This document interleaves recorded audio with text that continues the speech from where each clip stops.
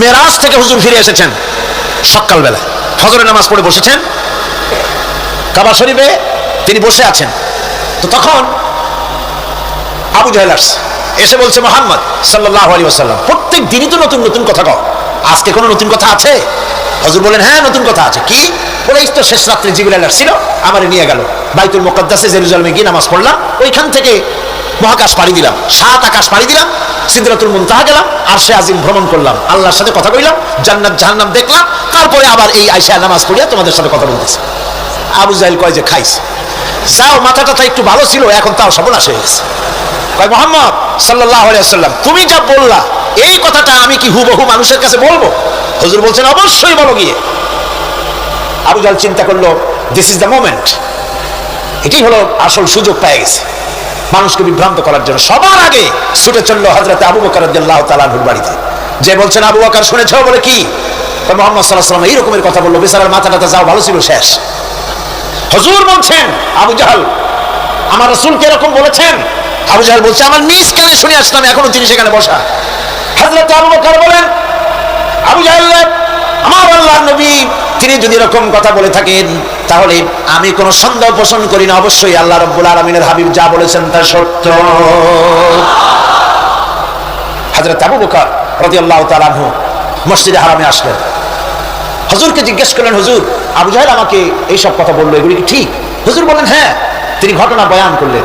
হযরত আবু বকর বললেন হে রাসূল আপনি যা বলেছেন সত্য বলেছেন, আপনার মেরাজ ঠিক হয়েছে, সঠিক হয়েছে, সন্দেহ নাই। হুজুর বলেন আবু বকর তুমি তো শুধু আবু বকর নও, তুমি সিদ্দিক। সত্যকে যারা অকুণ্ঠ চিত্তে দ্বিধাহীন ভাবে যারা সত্যের সামনে মাথা নত করেছে, গ্রহণ করে নিয়েছে, দ্বিমত পোষণ করে নাই, কোন রকমের দুষ্ট বুদ্ধির আশ্রয় গ্রহণ করেনি, উল্টাপাল্টা করেনি, এই সমস্ত মানুষেরই হলো সিদ্দিক। আর এদের দলকেই সিদ্দিকিন বলা হয়। তাহলে নবীয়িন সিদ্দিকিন এনারা হচ্ছেন নেয়ামত প্রাপ্ত। 3 নম্বরে হচ্ছে শুহাদা, সত্যকে যারা সত্যের সাক্ষী দিয়েছে, সত্যের সাক্ষ্যদাতা। সত্য হচ্ছে ইসলাম। সত্য কি? ইসলাম। সত্য হচ্ছে আল্লাহ, সত্য হচ্ছে নবী, সত্য হচ্ছে কোরআন, সত্য হচ্ছে হাদিস। এই মহাসত্যকে যারা স্বীকৃতি দিয়েছে নিজেদের কথা দিয়ে, কাজ দিয়ে, ধন দিয়ে, সম্পদ দিয়ে, এমনকি নিজের জীবনটা এই রাস্তায় বিলিয়ে দিয়ে মহাসত্যের চিরস্থায়ী সাক্ষী দিয়ে দুনিয়া থেকে যারা বিদায় হলেন ওনারা হচ্ছেন শহীদ। আজ রাস্তাঘাটে শহীদ হয়, যার তার নামের আগে শহীদ বসায় দেয়। শহীদ এত সোজা জিনিস নয়। আল্লাহর রাস্তায় ধর্মের জন্য, ইসলামের জন্য, আল্লাহর জন্য, কোরআনের জন্য, রাসূলের জন্য যারা জীবন দেন তারাই হচ্ছে শহীদ। এই শহীদদের মর্যাদা আল্লাহ রাব্বুল আলামিন এত বেশি মর্যাদা দান করেছেন, শহীদদের মর্যাদা আল্লাহ পাক দিয়েছেন। কিয়ামতের দিন শহীদদের কোনো বিচার করা হবে না, আল্লাহ রাব্বুল আলামিন শহীদদেরকে বিনা বিচারে জান্নাত দিয়ে দিবেন। শহীদের বিশাল মর্যাদা, বিরাট মর্যাদা। এই শহীদ শাহাদাতের তামান্না প্রত্যেক মুসলমানের ভিতরে থাকতে হবে।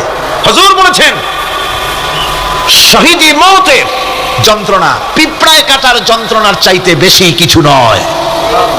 শাহাদাত হচ্ছে এপারে মওত আর ওপারে আল্লাহর সঙ্গে দেখা হয়ে যাবে। শহীদি মওত হচ্ছে আল্লাহর সঙ্গে দেখা করার একটা সেতু বন্ধন, একটি সেতু, একটি ব্রিজ, একটা পুল, একটা সাঁকো। এপারে দুনিয়া, ওপারে আল্লাহ পাকের সঙ্গে দেখা হবে। সুবহানাল্লাহ। ভাইরা, ইসলামের জন্য যারা জীবন দিলেন, যারা শাহাদাত বরণ করলেন, তারা জাতির সম্মানের পাত্র। সেই সম্মান, সেই মর্যাদা আল্লাহ রাব্বুল আলামিন শহীদদের প্রদান করেছেন। হযরত আব্দুল্লাহ যুলবাজাদাইন, যার কথা বুখারীতে লেখা হয়েছে। সুবহানাল্লাহ। যুবক মানুষ ইসলাম কবুল করেছেন। ইসলাম কবুল করতে গিয়ে বাড়ি ঘরে জায়গা জমি কিছুই ছিল না। ছোট্ট অবস্থায় বাবা মারা গেছে, চাচার ঘরে লালিত পালিত হচ্ছিলেন। এরপরে রাসূলের প্রতি ঈমান আনবেন, চাচার ভয়তে পারেন না। হুজুর হিজরত করলেন। আব্দুল্লাহ তার নাম ছিল আব্দুল উজ্জা। তিনি চলে গেলেন চাচার কাছে। চাচা গো, মুহাম্মদ সাল্লাল্লাহু আলাইহি ওয়াসাল্লাম আল্লাহর নবীর ব্যাপারে তোমার মত কি? তিনি বলেন আমারও তো তাই মনে হয়। যদি তাই মনে হয় তার উপর ঈমান আনবেন কিনা? চাচা বলে না, কখনো ঈমান আনবো না। ভাতিজা বলতেছেন চাচাজি বছরের পর বছর ধরে অপেক্ষা করতেছিলাম, আমি আপনার অধীনে আছি বলে ইসলাম কবুল করতে পারি নাই। আমার ইচ্ছা ছিল আপনি আগে করবেন, তারপরে আপনাকে দেখা দেখি আমি করব। কিন্তু আপনি যখন ইসলাম কবুল করলেন না, আর করবেন না বলে যখন ঘোষণা দিলেন, আপনাকে উপস্থিত রেখে আমি ঘোষণা দিলাম লা ইলাহা ইল্লাল্লাহু মুহাম্মাদুর রাসূলুল্লাহ। চাচা বলছে, ভাতিজা এর পরিণাম জানো? কয় না, জানি না। এর পরিণাম হচ্ছে তুমি আমার বাড়িতে থাকো, আমার বাড়ি ছাড়তে হবে। বললেন রাজি আছি। উট ছাগল ভেড়া ঘোড়া যা দিছি ছাড়তে হবে, বলছে রাজি আছে। চাচা বলছে শুধু তাই নয়, পরনের যে লুঙ্গি আছে, গায়ে যে জামা আছে, আমার পয়সার লুঙ্গি জামা ছাড়তে হবে। ভাতিজা বলছে ইমানের জন্য যা চাও সব ছেড়ে দেবো। জামা লুঙ্গি খুলে ফেলে দিয়ে দিলেন। হাদিস। তিনি চলে গেলেন মায়ের কাছে ওই অবস্থায়। মা এই যুবক ছেলেকে উলঙ্গ অবস্থায় দেখে 2 হাত দিয়ে নিজের চোখ চেপে ধরেছেন। বাবা, তোমার এই অবস্থা কেন? ছেলে বলছেন, মা, ঈমান আনার কারণে আমার এই অবস্থা হয়েছে। মা বলে, বাবারে কি চাও আমার কাছে? আব্দুল লজ্জা বলছে, মা কিচ্ছু চাই না, একটুখানি কাপড় আমারে দাও, আমি বিশ্ব নবী মুহাম্মদ সাল্লাল্লাহু আলাইহি ওয়াসাল্লামের খেদমতে যেতে চাই। মায়ের কাছে পুরানা কম্বল ছিল, কম্বলটা তিনি দিয়ে দিলেন। হযরতে এখনো তো সে মুসলমান হয়নি, ওই কম্বলটা ছিঁড়ে নিয়ে 2 টুকরা করে কম্বলটা পরলেন, আদাটা তাতে করে হাঁটু ঢাকে না, আরেকটা কোন রকম গায়ে দিলেন। এরপরে হেঁটে হেঁটে কষ্ট করে মদিনায় চলে গেলেন। মসজিদে নববীর ভিতরে ঢুকে দরজার কাছে বসান। বিশ্বনবী জনাবে মুহাম্মদ রাসূলুল্লাহ সাল্লাল্লাহু আলাইহি ওয়াসাল্লাম মসজিদে নববীতে, যুবক, হাঁটুর উপরে কাপড়, মাথার চুল উস্কো খুস্কো চেহারা, ক্ষুধার্ত চেহারা। হুজুর জিজ্ঞেস করছেন, তুমি কে? তিনি বললেন, আমার নাম আব্দুল উজ্জা। তোমার এই অবস্থা কেন? তিনি বললেন, হুজুর ঈমান আনার জন্য বাড়ি ঘর জায়গা জমিন উট বাছুর সব হারাইছি, এমনকি পরনের লুঙ্গিও আমার দেয় নাই, মায়ের কম্বলটা ছিঁড়ে এনেছি। নবীজি আসহাবে সুফফার ভিতরেই তাকে বসতে দিলেন, তাকে থাকতে দিলেন, আর বললেন তারে কোরআন শরীফ শিখাবা। আব্দুল উজ্জাকে হুজুর বললেন, তোমার নাম উজ্জা নয়, তোমার নাম আব্দুল্লাহ। হাদিস শরীফে এসেছে আল্লাহর কাছে 2টা নাম বেশি প্রিয়, একটা হচ্ছে আব্দুল্লাহ আর একটা হচ্ছে আব্দুর রহমান। মুসলমান হলেন। এরপরে আসহাবে সুফফার মধ্যে বসে আছেন, কোরআন শরীফ জোরে জোরে তেলাওয়াত করেন। আসহাবে সুফফা রাসূলের কাছে নালিশ করলেন, অভিযোগ করলেন, হুজুর এই আব্দুল্লাহর কোরআন শরীফ এত জোরে পড়ে, তার চিল্লানির জ্বালায় আমরা বিশ্রাম করতে পারি না। নবীজি বললেন, সাহাবীরা আব্দুল্লাহকে বেশি করে চিল্লাইতে দাও, বাধা দিও না, কারণ তার ঈমান বড় দামের ঈমান হয়েছে, ঈমান আনতে গিয়ে কিছু আনতে পারে নাই, তাকে বাধা দিও না, প্রাণ ভরে চিল্লাইতে দাও, জোরে জোরে পড়তে দাও। ইতিমধ্যে তাবুকের যুদ্ধের রণদামামা বেজে উঠেছে। রোমান সৈন্যরা হুজুরের সঙ্গে যুদ্ধ করবে, জিহাদ করবে, ইসলামকে পরাজিত করার জন্য তারা আক্রমণের প্রস্তুতি নিল। নবীজি রোমানদের সঙ্গে লড়াই হবে বলে সাহাবায়ে কেরামদের কাছে সাহায্য চাইলেন। যার কাছে যা আছে অস্ত্রপাতি জমা করো, টাকা দাও, পয়সা দাও। সবাই মিলে দিতে লাগলেন। দিতে দিতে মহিলারা গলার হার, নাকের ফুল, কানের দুল হুজুরের সামনে স্তূপ হয়ে গেছে, টাকা করি, সোনা দানা সব শুদ্ধ। হুজুর বলছেন, সাহাবীরা সবাই তো সব জিনিস দিলে, আমার আবু বকররে দেখি না কেন? হযরত আবু বকর রাদিয়াল্লাহু তাআলা আনহু একটা পিলারের আড়ালে দাঁড়ানো ছিলেন। হুজুরের ডাক শুনে তিনি আসলেন, হাতে ছোট্ট একটা থলি, চোখে পানি। থলিটা হুজুরের হাতে তুলে দিলেন। হুজুর থলি ছাড়লেন, দেখা গেল কয়েকটা দিরহাম আর কয়েক কেজি গম, আর কিছু নাই। হুজুর তাকালেন, দেখছেন আবু বকর রাদিয়াল্লাহু তাআলা আনহু চোখের পানিতে দাঁড়িয়ে ভিজে ভিজে পড়তেছে। হুজুর বললেন, আমার সাহাবীরা, আজ তোমরা সকলে মিলে যে দান করেছো, সেই দানের তুলনায় আবু বকর যে দান করেছে, আল্লাহ রাব্বুল আলামিনের কাছে তা বেশি মূল্য হয়েছে। মনের মধ্যে অনেকের প্রশ্ন জাগলো, কেমন করে তা হলো? আমরা এত এত দিলাম। হুজুর জিজ্ঞেস করলেন, ও সাহাবী, তুমি কত দিয়েছো? বাড়ি কত আছে? তিনি বললেন, এত দিছি, এত আছে। তুমি কত দিয়েছো? কত রেখে এসেছো? প্রত্যেকে এরকম বললো। হযরতে ওসমান, হযরতে ওমর, হযরতে আলী রিদওয়ানুল্লাহ তাআলা আলাইহিম আজমাইন, তারাও বললেন, অর্ধেক এনেছি, অর্ধেক থুয়ে আসছি, 2 ভাগ এনেছি, 1 ভাগ রেখে আসছি। সব শেষে নবীজি হযরত আবু বকর রাদিয়াল্লাহু তাআলা আনহুকে প্রশ্ন করলেন, আবু বকর, তুমি কি এনেছো আর বাড়ি কি রেখে এসেছো?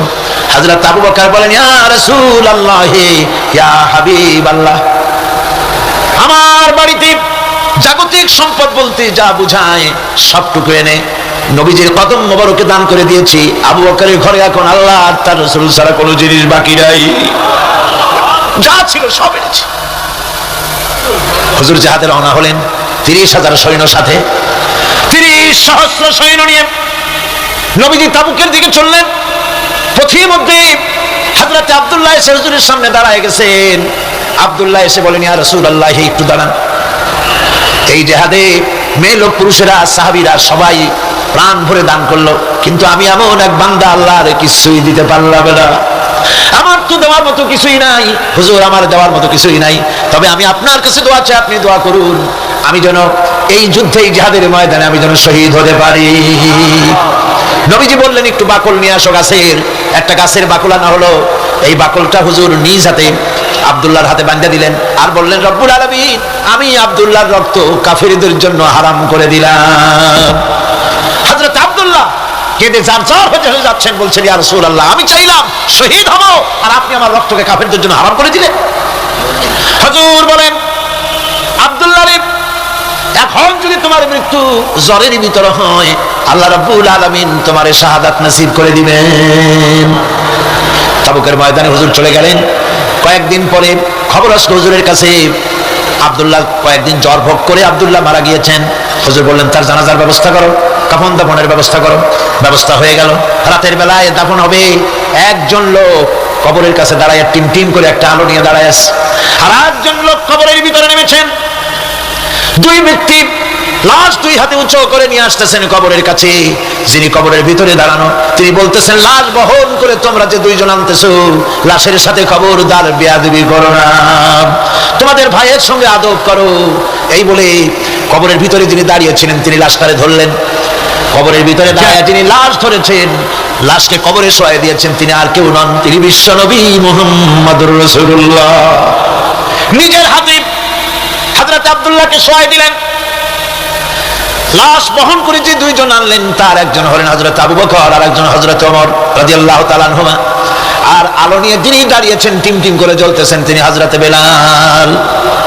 কবরের ভিতরে হযরত আব্দুল্লাহকে শুইয়ে দিয়ে উপরে মাটি দিয়ে নবীজি কবরের দুই দিকে হাত দিয়া আল্লাহ রাব্বুল আলামিনের দরবারে ফরিয়াদ তুললেন, রব্বুল আলামিন, আমি আজকে সন্ধ্যা পর্যন্ত এই আব্দুল্লাহর প্রতি রাজি ছিলাম, খুশি ছিলাম। আল্লাহ গো, তুমি আব্দুল্লাহর প্রতি রাজি হয়ে যাও। হযরত ইবনে মাসউদ রাদিয়াল্লাহু তাআলা আনহু পাশে দাঁড়ানো ছিলেন, চিৎকার দিয়ে কেঁদে কেঁদে বললেন, আয় আল্লাহ তাআলা, এই কবরের ভিতরে আজকে আব্দুল্লাহর লাশটা না হইয়া যদি আমার লাশ হতো, আমার ভাগ্যটা খুলে যেত। শহীদের মর্যাদা আল্লাহ পাকের কাছে সব থেকে বেশি। এই শহীদের পথ নিয়ামত প্রাপ্তদের পথ, যারা নিয়ামত পেয়েছে পৃথিবীতে, নবীজি, সিদ্দিকিন, শুহাদা, এরাই হচ্ছেন নিয়ামত প্রাপ্ত। আল্লাহর রাস্তায় জীবন দেওয়াই যে মজা, পৃথিবীতে আর কোনো কিছুতে সেই মজা নাই। হযরত ওমর রাদিয়াল্লাহু তাআলা আনহু দোয়া করতেন, আল্লাহুম্মা রযুকনি শাহাদাতান ফি সাবিলিক ওয়াজআল মাউতি ফি বালাদি রাসূলিক। আয় আল্লাহ, তুমি আমাকে শাহাদাতের মওত আমাকে দান করো। শাহাদাতের তামান্না প্রত্যেকটি মুসলমানের ভেতরে থাকতে হবে। শহীদ হওয়া যাবে ইসলামের জন্য। সময় হয়তো আসতে পারে, হয়তো এমন সময় আসতে পারে যখন কোরআনের মর্যাদাকে টিকে রাখার জন্য, সুন্নতে নববীকে টিকে রাখার জন্য জান দেওয়া লাগতে পারে। তখন কি আপনারা জীবন দিতে পারবেন?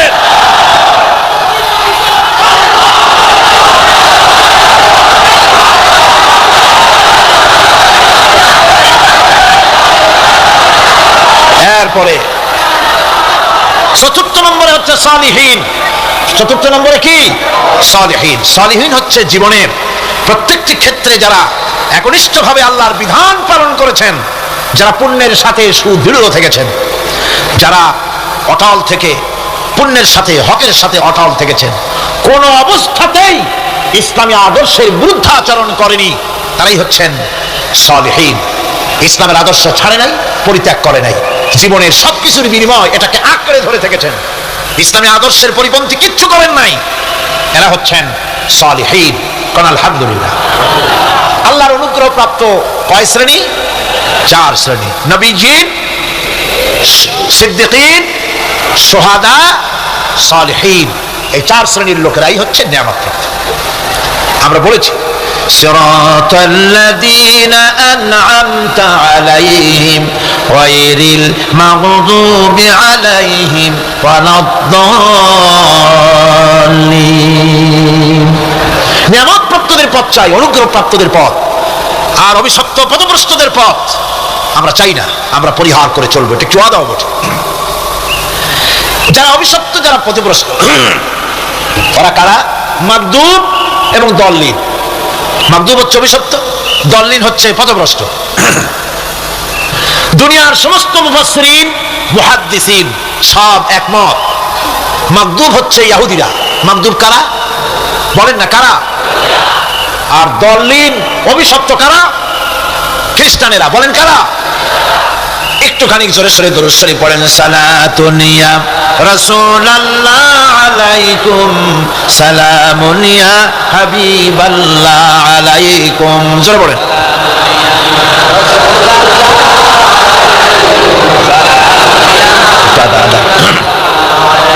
সালাতুন ইয়া রাসূলুল্লাহ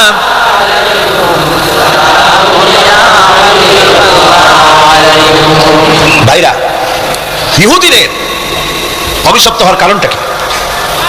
আল্লাহ রাব্বুল আলামিন বলেন, শোনো কারণ কি। وَضُرِبَتْ عَلَيْهِمُ الْمَسْكَنَةُ ذَلِكَ بِأَنَّهُمْ كَانُوا يَكْفُرُونَ بِآيَاتِ اللَّهِ وَيَقْتُلُونَ الْأَنْبِيَاءَ بِغَيْرِ حَقٍّ ذَلِكَ بِمَا عَصَوْا وَكَانُوا يَعْتَدُونَ। তাদের উপর দারিদ্র এবং অসহায়তার অভিশাপ বর্ষিত হয়েছে। এর কারণ হলো তারা আল্লাহ পাকের আয়াতকে অস্বীকার করেছে, তারা অকারণে আল্লাহর নবীদেরকে হত্যা করেছে এবং প্রত্যেকটি ব্যাপারে আল্লাহর শরীয়তের সীমা লঙ্ঘন করেছে। যুরিবাত আলাইহিমুল যিল্লাতু ওয়াল মাসকানা ওয়া বাউ বিগাদাবিন মিনাল্লাহ। আল্লাহ পাক বলেছেন, চিরকাল ইহুদিরা অভিশপ্ত, তাদের কোনো আবাসস্থল হবে না, সারা জীবন ঘুরে বেড়াবে। আপনারা বলবেন, কই ঘুরে বেড়ায় না তো, তাদের তো জায়গা হয়েছে জেরুজালেমে, ইসরায়েলে, সেখানে তারা জায়গা করে নিয়েছে। তাহলে এটা কেমন হলো? এটাই ভাবে হচ্ছে, ওখানে তাদেরকে প্রতিষ্ঠিত করেছে আমেরিকা, ঠিক কিনা? আল্লাহ পাক কোরআন শরীফের মধ্যে বলেছেন, যদিও মানুষের সাহায্যে কোনো জায়গায় তাদেরকে আল্লাহর ইচ্ছায় অথবা মানুষের সাহায্যে কোথাও যদি জায়গা হয়, অপমানের জীবন যাপন করতে হবে সারাটা জীবন, কিয়ামত পর্যন্ত দুঃখে দুঃখে মরতে হবে, দেশে দেশে ঘুরে বেড়াতে হবে ভিক্ষুকের মতো। সে অবস্থাই হয়েছে। আমেরিকা ওদের উপর থেকে হাত উঠায়নি। মধ্যপ্রাচ্যের আজকের বিস্ফোরা ইসরায়েল, আমেরিকা যদি তাদের রুবুবিয়াতে প্রতিপালনের হাতটা উঠায় নেয়, তাহলে আরব দেশে যত লোক আছে যুদ্ধ করা লাগবে না, এক পাশে গিয়ে পেশাব করলে ভাসিয়া লোহিত সাগরে চলে যাবে। সুতরাং এই ইহুদিদের পথ অনুসরণ করা যাবে না। ইহুদিরা অপরাধ করছিল কি? একটু আগেই বললাম, তারা আল্লাহর আয়াতকে অস্বীকার করেছে, তারা নবীদেরকে হত্যা করেছে, এটাই হলো তাদের অপরাধ। তারা শরীয়তের ব্যাপারে বাড়াবাড়ি করেছে। আর খ্রিস্টানরা, তাদের অপরাধ কি? তাদের অপরাধ হচ্ছে তারা আল্লাহর বিধানের উপরে তারাও বাড়াবাড়ি করেছে। তারা নিজেদের আল্লাহর বিধান বাদ দিয়ে নিজেদের মন গড়া জীবন যাপন শুরু করেছে। তারা ঈসা আলাইহিস সালামকে আল্লাহর ছেলে বানাইছে। তারা মদ খায়, তারা জিনা করে, তারা শুকর খায়। তাদের উপরে শরীয়তকে সম্পূর্ণ বুড়ো আঙুল দেখায়া তারা মুশরিকের চাইতেও খারাপ হয়ে গিয়েছে, ঠিক কিনা? এরা, হিন্দুরা কখনো বলে না যে আল্লাহর ছেলে মেয়ে আছে, বলে নাকি? কিন্তু ওরা আল্লাহর ছেলে বানাইছে, মেয়ে বানাইছে, বউ বানাইছে। নাউজুবিল্লাহ। আমেরিকায়, ইংল্যান্ডে, সেসব জায়গায় গির্জায় আজ আর খ্রিস্টান যাওয়ার লোক নাই। সপ্তাহে একদিন ইবাদত করে, সানডে। সেই সপ্তাহের একদিন ইবাদত করতে লোক পাওয়া যায় না। সেদিন তারা ফুর্তিনাট্টি করার জন্য বউ বাচ্চা নিয়ে, মটর নিয়ে, সিবেচে গিয়ে কাপড় চোপড় ভাড়াইয়া যা খুশি তাই করে। তারা মসজিদে আসে না, কি বলে, গির্জায় যায় না। ফলে আমার নিজের চোখে দেখেছি বহুত গির্জা এমন আছে যার সামনে লেখা আছে ফর সেল, বিক্রয়ের জন্য। এই সাইনবোর্ড যখন লাগায়, এলাকার মুসলমানেরা চান্দা তুলিয়া গির্জা কিনা সব সমানে মসজিদ বানাইতেছে।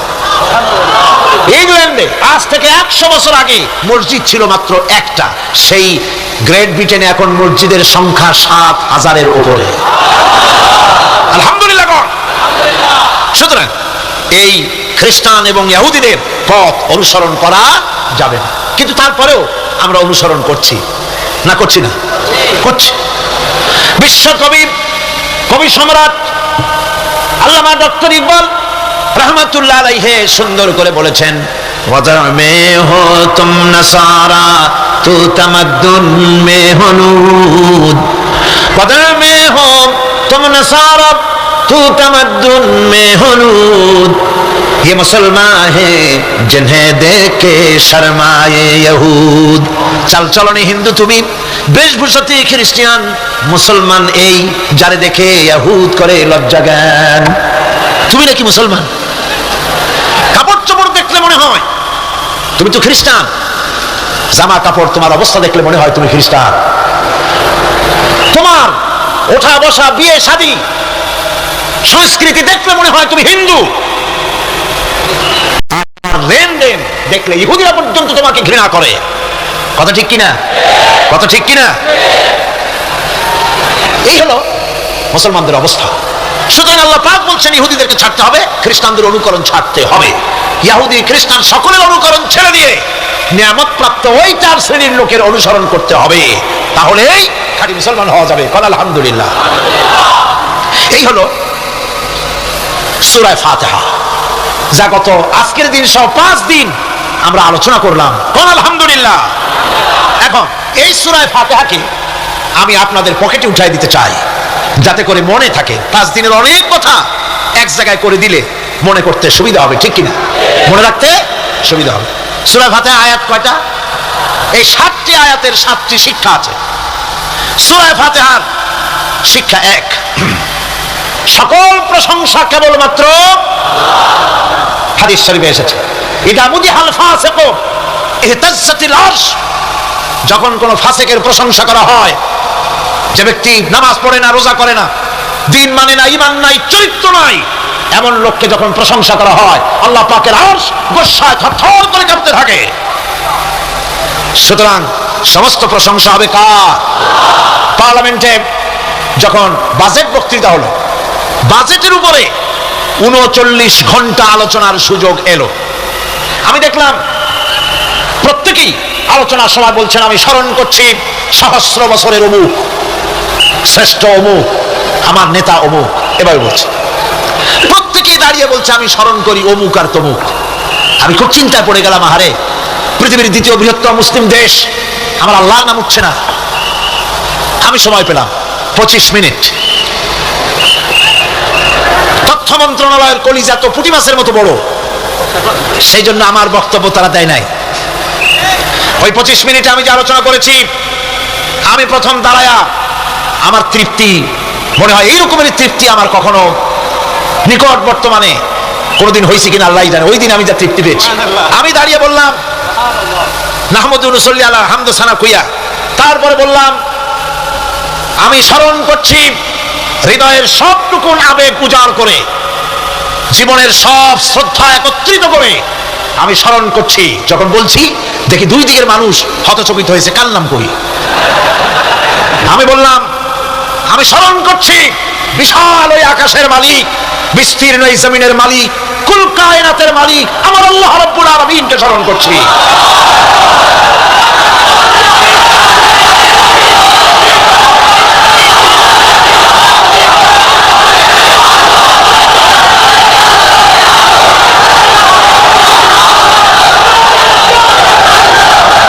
সুতরাং আমি দারুণ তৃপ্তি পেয়েছি। আপনাদেরকেও বলি, প্রশংসা হবে কেবলমাত্র আল্লাহ পাকের। প্রশংসা কার? আর প্রশংসা হবে বিশ্বনবী জনাবে মুহাম্মদ রাসূলুল্লাহ সাল্লাল্লাহু আলাইহি ওয়াসাল্লাম। চিৎকার মেরে সারা জীবন আল্লাহ এবং রাসূলের প্রশংসা করতেই থাকবো ইনশাআল্লাহ। আমাদের করতে হবে, মুসলমানদের দায়িত্ব। আর প্রশংসা করব যারা আমার রাসূলের, আল্লাহর হুকুম মানে আর আমার রাসূলের অনুসরণ অনুকরণ যারা করে, তারা আমাদের সম্মানের পাত্র। আলহামদুলিল্লাহ। 2, শেষ বিচারের একমাত্র মালিক হচ্ছেন আল্লাহ পাক। সূরা ফাতিহার 2য় শিক্ষা, শেষ বিচারের দিন, ডে অফ জাজমেন্ট, শেষ বিচারের দিনের মালিককে একচ্ছত্র অধিপতি আল্লাহ রাব্বুল আলামিন। যেদিন কেউ কথা বলতে পারবে না আল্লাহ পাকের নির্দেশ ছাড়া, সেই হাসরের মাঠের একচ্ছত্র মালিক আল্লাহ পাক। সুপ্রিম কোর্টের সুপ্রিম কোর্ট, সমস্ত জাস্টিসদের জাস্টিস হবেন আল্লাহ সুবহানাহু ওয়া তাআলা। এটা হলো 2য় শিক্ষা, মনে রাখতে হবে। সেদিন আল্লাহ পাক তিনি বিচার করবেন, কঠিন বিচার হবে সেদিন, এটা মনে রাখতে হবে। 3 নম্বরের শিক্ষা হচ্ছে সূরা ফাতিহার শিক্ষা নাম্বার 3, জীবনের সকল ক্ষেত্রে গোলামি, আনুগত্য, দাসত্ব একমাত্র কেবলমাত্র শুধুমাত্র আল্লাহ রব্বুল আলামিনের। গোলামি কার হবে? চিল্লায়া বলেন, কার হবে? 3। 4 নম্বরে সাহায্য চাইতে হবে কেবলমাত্র কার কাছে? আল্লাহ পাকের কাছে। 5, হেদায়েতের গ্রন্থ হিসাবে গ্রহণ করতে হবে আল্লাহ পাকের কোরআনে কারীমকে। 6, অনুসরণ করতে হবে কেবলমাত্র নবীজিন, সিদ্দিকিন, শুহাদা, সালেহিনদেরকে। 7, জীবনের সকল স্তর থেকে ইহুদি এবং নাসারাদের প্রভাব মুক্ত করতে হবে নিজের জীবনকে। ইহুদি, নাসারা,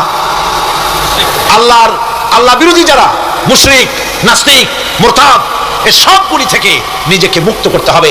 গোলামি হবে কেবলমাত্র আল্লাহ পাকের।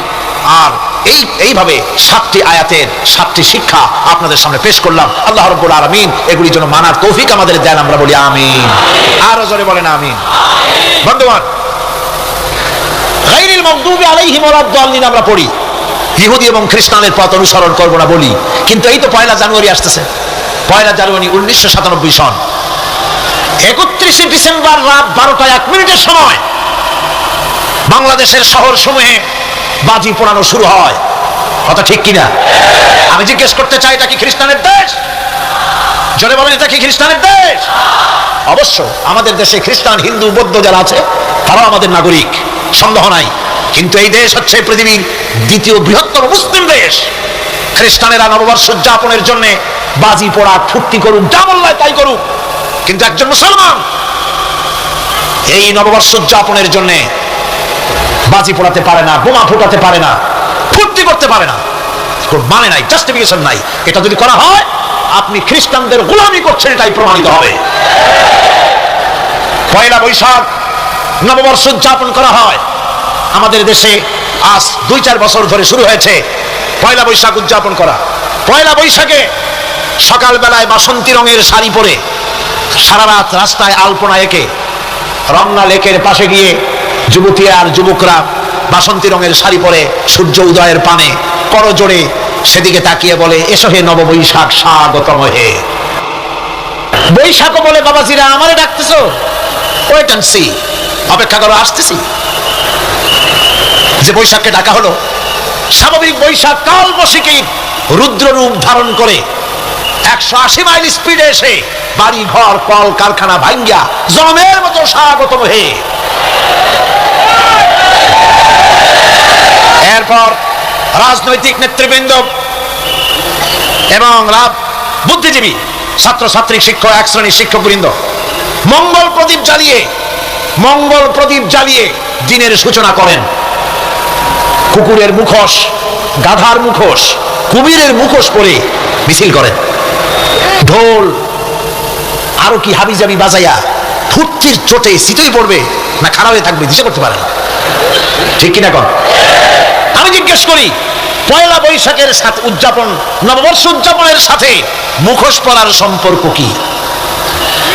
গরু আর গাধার শুকরের মুখোশ পরে আপনি কি বুঝাতে চান যে নতুন বছরটা জাতির সাথে গাধার মতো ব্যবহার করবেন অথবা কুকুরের মতো? নাউযুবিল্লাহি মিন যালিক। মুসলমানদের জন্য জায়েজ নাই, হারাম হারাম। বৈশাখের কোনো গুরুত্ব নাই। 1 বৈশাখ যদি কিছু করতেই হয়, ফজরের নামাজ পড়ে, দরুদ পড়ে, তেলাওয়াত করে আল্লাহর কাছে মুসলমানের দোয়া করা দরকার। আল্লাহ, বিগত বছরটা পার করেছি গুনাহ করে, নাফরমানি করে, আগামী বছর আমাদেরকে নেককার বানাও, নামাজি বানাও, চরিত্রবান বানাও, দিনদার বানাও, বছরটা দেশের জন্য, জাতির জন্য কল্যাণকর করে দাও। ভালো হইতো না? ভালো হইতো না? ভালো হতো। কিন্তু কপাল খারাপ, সংস্কৃতির নামে আসছে বেহায়াপনা। ভারতীয় উৎসব হয় বাংলাদেশে, ইন্ডিয়ান ফেস্টিভ্যাল। আমি প্রশ্ন করতে চাই সরকারের কাছে, বাংলাদেশের উৎসব ভারতে হয় কিনা? যদি বাংলাদেশের উৎসব ভারতে না হয়, বাংলার মাটিতে ভারতের উৎসব কেন?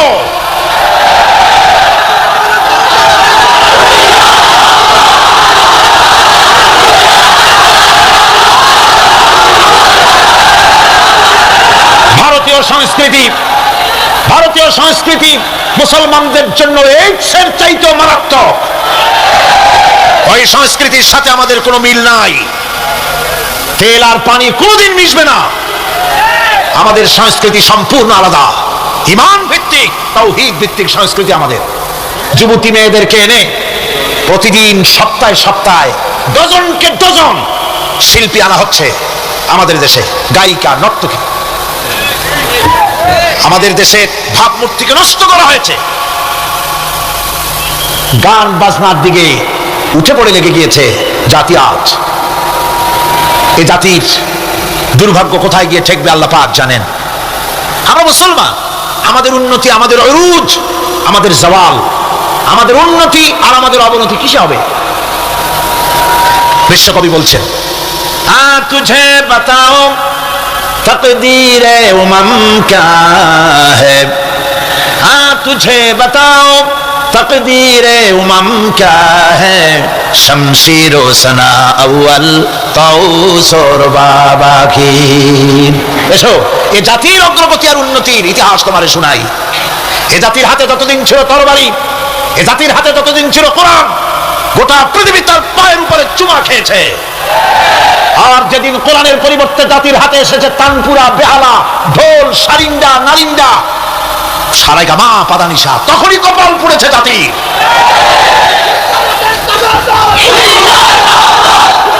আজ আমাদের দেশে স্বাধীনতার রজত জয়ন্তী উদযাপন হয়েছে, শুধু গান আর গান, নাচ আর নাচ। সরকারের কোটি কোটি টাকা খরচ হয়েছে। স্বাধীনতার জন্য তো উৎসব করবই, স্বাধীনতা থাকলে আমরা থাকবো, স্বাধীনতা না থাকলে আমরা গোলাম হয়ে যাব, ঠিক কিনা? কিন্তু আমার পদ্ধতি আলাদা, আমার ইসলামের পদ্ধতি আলাদা। আমরা হিন্দুর মতো, খ্রিস্টানের মতো নাচতে পারি না, গাইতে পারি না, ঢোল বাজাতে পারি না। বিজয় এলে কি করবেন আল্লাহ শিখাই দিয়েছেন। কে শিখিয়েছে? আল্লাহ রাব্বুল আলামিন বলেন, ইযা জাআ নাসরুল্লাহি ওয়াল ফাত ورأيت الناس يدخلون في دين الله أفواجا فسبح بحمد ربك واستغفر إنه كان توابا। আল্লাহর পক্ষ থেকে যখন বিজয় আসবে, নবী, বিজয় যখন আসবে আল্লাহর পক্ষ থেকে, তখন আপনি দেখতে পাবেন আল্লাহর পক্ষ থেকে মদদ, বিজয় যখন আসবে দলে দলে লোক ইসলামের মধ্যে প্রবেশ করবে। এই বিজয় দেখে আপনি কি করবেন? আপনার জন্য দায়িত্ব তখন ফাসাব্বিহ বিহামদি রাব্বিকা ওয়াস্তাগফির ইন্নাহু কানা তাওয়াবা। আপনি বেশি করে ইস্তিগফার করুন, বেশি করে তাসবিহ পড়ুন। রাসূল কারীম সাল্লাল্লাহু আলাইহি ওয়াসাল্লাম এই সূরা নাযিল হওয়ার পর, ইসলামের চূড়ান্ত বিজয়ের মুহূর্তে এই সূরা যখন নাযিল হলো, রাসূল কারীম সাল্লাল্লাহু আলাইহি ওয়াসাল্লাম হাদিস শরীফে এসেছে, সারাক্ষণ বেশিরভাগ পড়তেন সুবহানাকা আল্লাহুম্মা ওয়া বিহামদিকা নাস্তাগফিরুকা ওয়া নাতুবু ইলাইক। সুবহানাকা পড়েন, সুবহানাকা আল্লাহুম্মা ওয়া বিহামদিকা নাস্তাগফিরুকা ওয়া নাতুবু ইলাইক। রাসূল কারীম সাল্লাল্লাহু আলাইহি ওয়াসাল্লামকে হযরত আয়েশা সিদ্দিকা রাদিয়াল্লাহু তাআলা আনহা জিজ্ঞেস করেছেন, হুজুর আপনি এখন এই দোয়াটা এত বেশি বেশি করতেছেন কেন? হুজুর বলেছেন, এটা আমাকে পড়তে বলা হয়েছে, আমাকে ইস্তেগফার করতে বলা হয়েছে, আমাকে তাসবিহ করতে বলা হয়েছে। অর্থাৎ বিজয়ে বিনয়ী হও। স্বাধীনতা দেন আল্লাহ, টিকায় রাখার মালিকও সে। আল্লাহর প্রতি রুজু হতে হবে, মাথা নত করতে হবে। ঢোল বাজায় জাতির স্বাধীনতা রক্ষা করা যাবে না। গানকে নাটক করে ভারতীয় সংস্কৃতির উলঙ্গ বেহায়া নর্তকী এনে বাংলাদেশের স্বাধীনতা রক্ষা করা যাবে না। স্বাধীনতা রক্ষা করতে পারবে ইমানদার, সাহসী সরকার। ইমানদার হতে হবে, সাহসী হতে হবে। স্পষ্ট করে ভারতকে জানিয়ে দিতে হবে, বাংলাদেশের বুকের উপর থেকে ট্রানজিট দেওয়া হবে না, হবে না, হবে না। আমাদের চট্টগ্রামের পোর্টকে থামুন, চট্টগ্রামের বীর চট্টলার পোর্টকে ভারতের জন্য উন্মুক্ত হতে দেওয়া হবে না। এদেশের লক্ষ লক্ষ মানুষের জীবন যেতে পারে, ভারতকে ট্রানজিট দেব না।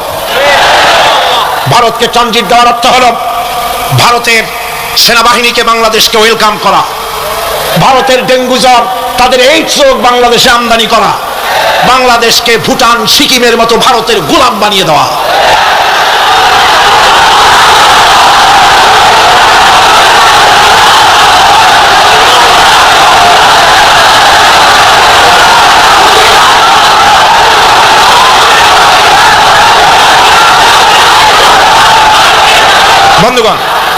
বন্ধুগণ, আমি বলতেছিলাম থামুন, গায়রিল মাগদুবি আলাইহিম ওয়ালাদ-দাল্লিন।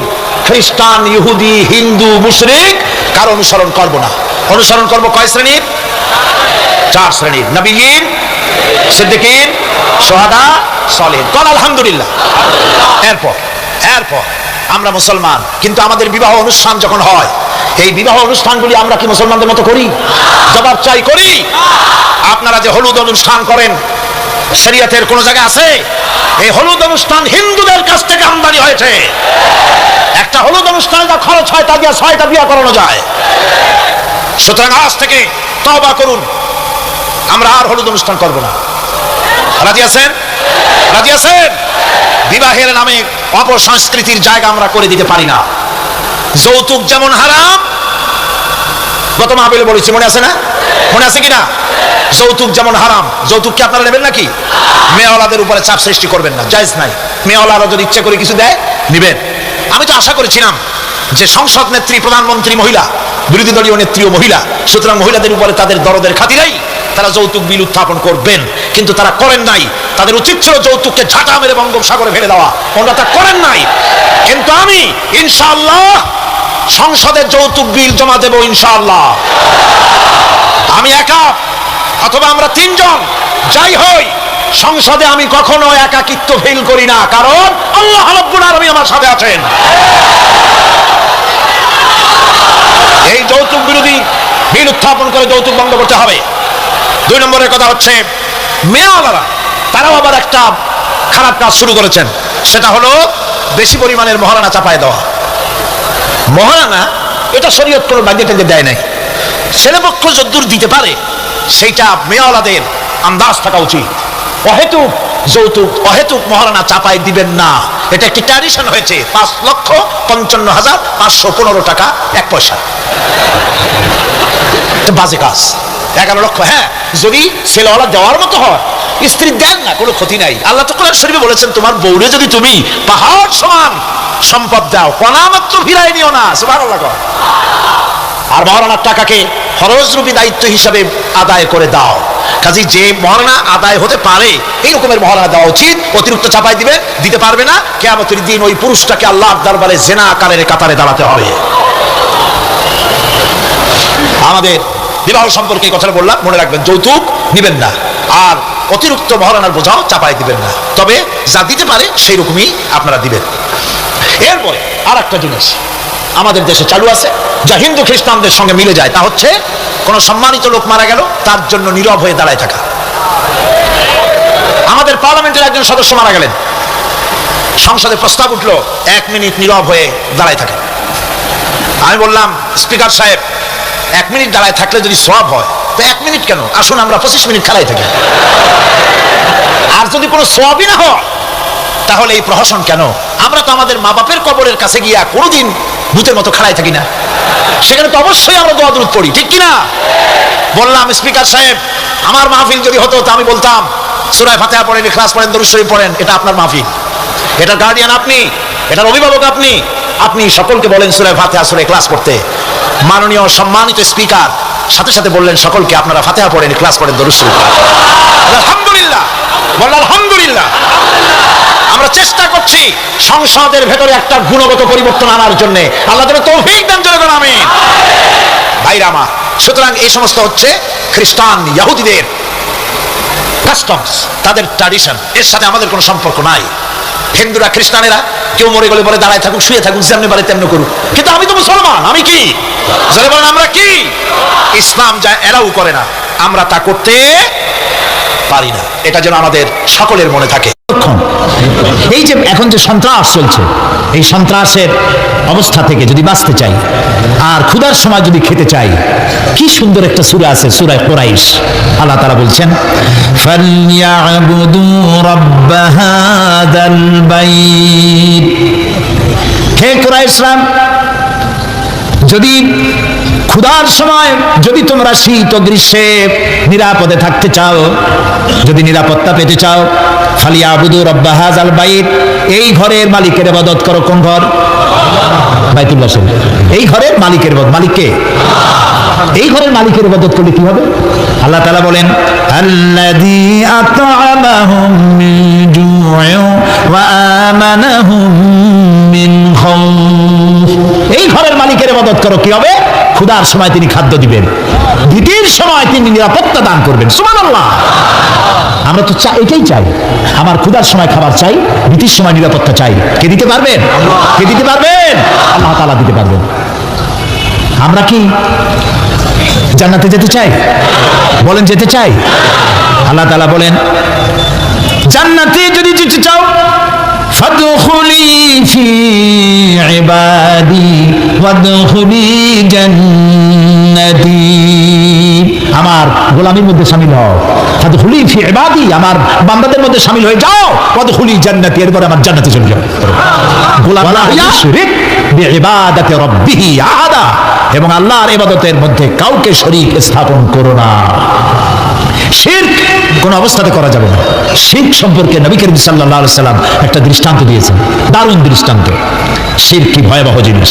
শিরক সহজে বোঝা যায় না, সওয়াবের নিয়তে মানুষ শিরক করে। এই শিরক বোঝা কঠিন, সেই জন্য রাসূলুল্লাহ একটা দৃষ্টান্ত দিয়েছেন। অমাবস্যার রাত, কিসের রাত? অমাবস্যার রাতে কালো পাথরের উপর থেকে কালো পিঁপড়া যদি যায়, চিন্তা করেছেন কথা? অমাবস্যার রাত, মানুষ নিজেকে নিজে দেখে না, পাথরটা কি রঙের? ওর উপর থেকে যাচ্ছে কি দেখা যায়? এইটা যেমন দেখা যায় না, মানুষ নিজের অজান্তে না জেনে এরকম শিরকের মধ্যে মুবতালা হয়ে যায়। এই জন্য শিরক থেকে বাঁচতে হবে। কিয়ামতের দিন আল্লাহ তাআলা তার বান্দাকে, যে বান্দাকে জান্নাত দিতে ইচ্ছে করবেন, পাহাড় পরিমাণ গুনাহ যদি থাকে, আর আল্লাহ যদি ইচ্ছে করেন ওই বান্দাটাকে জান্নাতে দিবেন। আল্লাহ তো বেপরোয়া, কারো কাছে তার কৈফিয়ত দেওয়া লাগে? তিনি তার কোনো বান্দাকে জান্নাতে দিবেন। গুনাহ করেছে জীবনে বহুত, আল্লাহ বললেন তোরে মাফ করে দিলাম। কেউ বলতে পারবে যে আল্লাহ মাফ করলা কেন? না। আল্লাহ যদি মাফ করতে চান ফেরেশতাকে বলবেন, ফেরেশতা দেখো তো তার আমলনামায় কোনো শিরক আছে নাকি। কোনো শিরক যদি না থাকে, রিপোর্ট যদি হয়, আল্লাহ বলবেন মাফ করে দিলাম, যাও আমার জান্নাতে।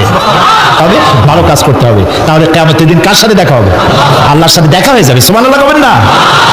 আল্লাহর সাথে দেখা হয়। আল্লাহু আকবার। যে অনুষ্ঠানে, জান্নাতের যে অনুষ্ঠানে আল্লাহ তাআলা তার বান্দাদের সঙ্গে দেখা করবেন, সুবহানাল্লাহ, সেই অনুষ্ঠানের কোনো এক কোনায় কানায় আল্লাহ যেন আমাদেরকে একটু থাকার বসার তৌফিক দান করে দেন। আল্লাহ আবিদুন, জীবনের সব ক্ষেত্রে ইবাদত হবে আল্লাহ তাআলা। আর ইবাদত কাকে বলে? এক কথায় বলে দিলাম, আল্লাহর হুকুম মাফিক জীবন পরিচালনা করা, রাসূলুল্লাহর বিধান অনুযায়ী জীবন পরিচালনা করার নামটাই হলো ইবাদত। এখন আপনি যাই করেন আল্লাহ এবং রাসূলের হুকুম মাফিক হতে হবে। 3 নম্বরে বলা হয়েছে আল হামিদুন, প্রশংসাকারী। কার প্রশংসা? বলেন সবাই। আল হামিদুন, প্রশংসাকারী। 1 নম্বরে কি বলছিলাম? তওবাকারী। 2 নম্বরে কি বললাম? ইবাদতকারী। 3 নম্বরে প্রশংসাকারী। প্রশংসা কার হবে? আল্লাহর। আল্লাহ আল্লাহ আল্লাহ আল্লাহ, তিনি ছাড়া প্রশংসা কারো হতে পারে না। আল্লাহ তাআলা কোরআনে শুরুই করেছেন নিজের প্রশংসা দিয়ে। সুবহানাল্লাহ।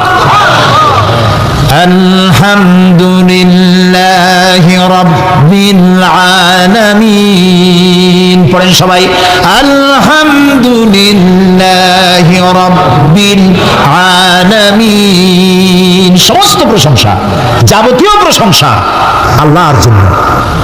তার প্রশংসা করবো না তো কার প্রশংসা করবো? কোন হুজুর ফু দিয়া গ্লাস ফাটাইলো? কোন হুজুরে বাংলাদেশে বসে মক্কা শরীফের কুত্তা খেদাইলো? পুকুরে আগুন জ্বালাই দিল? ওগুলো আমার জানার দরকার নেই। এই প্রশংসা করার কোনো দরকার নেই। প্রশংসা করবো আল্লাহ এবং তার রাসূলের। সুবহানাল্লাহ। এটাই মুমিনের কাজ। আল্লাহর প্রশংসা করতে করতে জীবনটা শেষ হয়ে যাবে মুমিনের। সর্বক্ষেত্রে আল্লাহর প্রশংসা। কোনটার প্রশংসা করে শেষ করতে পারবেন? এই যে 2টা চোখ আল্লাহ দান করলেন, এই 2টা চোখের প্রশংসা করে শেষ করতে পারবেন? আরে এই চোখ 2টা যদি না থাকতো আমি আমার মায়েরে দেখতাম না। এই একটা জিহ্বা টেস্ট মেশিন, দেখছেন কত রকমের টেস্ট একটা জিহ্বায়। পালং শাক, পুঁই শাক, লাল শাক, কলার শাক, মটর শাক, এক একটা মজা আলাদা পান না একরকম? রসগোল্লার মজা একরকম, জিলিপির মজা আর এক রকম, সানারটা আর এক রকম, সমসম আর এক রকম, পুঁটি মাছ একরকম, কই মাছ আর এক রকম, ইলশা মাছ আর এক রকম, ঠিক কিনা? মুরগির গোশত একরকম, গরুর গোশত আর এক রকম। হাজারো খাদ্যের টেস্ট একটা জিহ্বা দিয়া। সুবহানাল্লাহ। সেই জিহ্বা 32টা শত্রুর মধ্যে থাকে।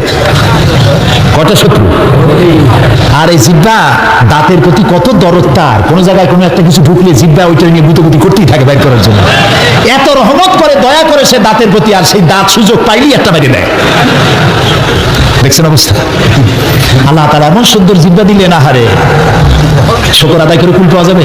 এই জিহ্বাটা আল্লাহ আবার ভিজা ভিজা রাখছেন। এটা যদি শুকনা, মাঝে মাঝে শুকনা হয়ে যায় না, কথা বলা যায় যায় না, আল্লাহ ভিজায় রাখছে। সুবহানাল্লাহ। আল্লাহর প্রশংসা করেন। আল্লাহ কয় প্রশংসা করো, আমি তোমার বাড়ায় দেবো।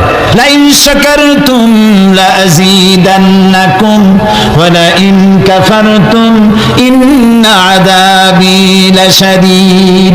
আমার নিয়ামতের শুকর যদি আদায় করো, আমি নিয়ামত বাড়ায় দেব, আমি তোমাকে বৃদ্ধি করে দেব নিয়ামত।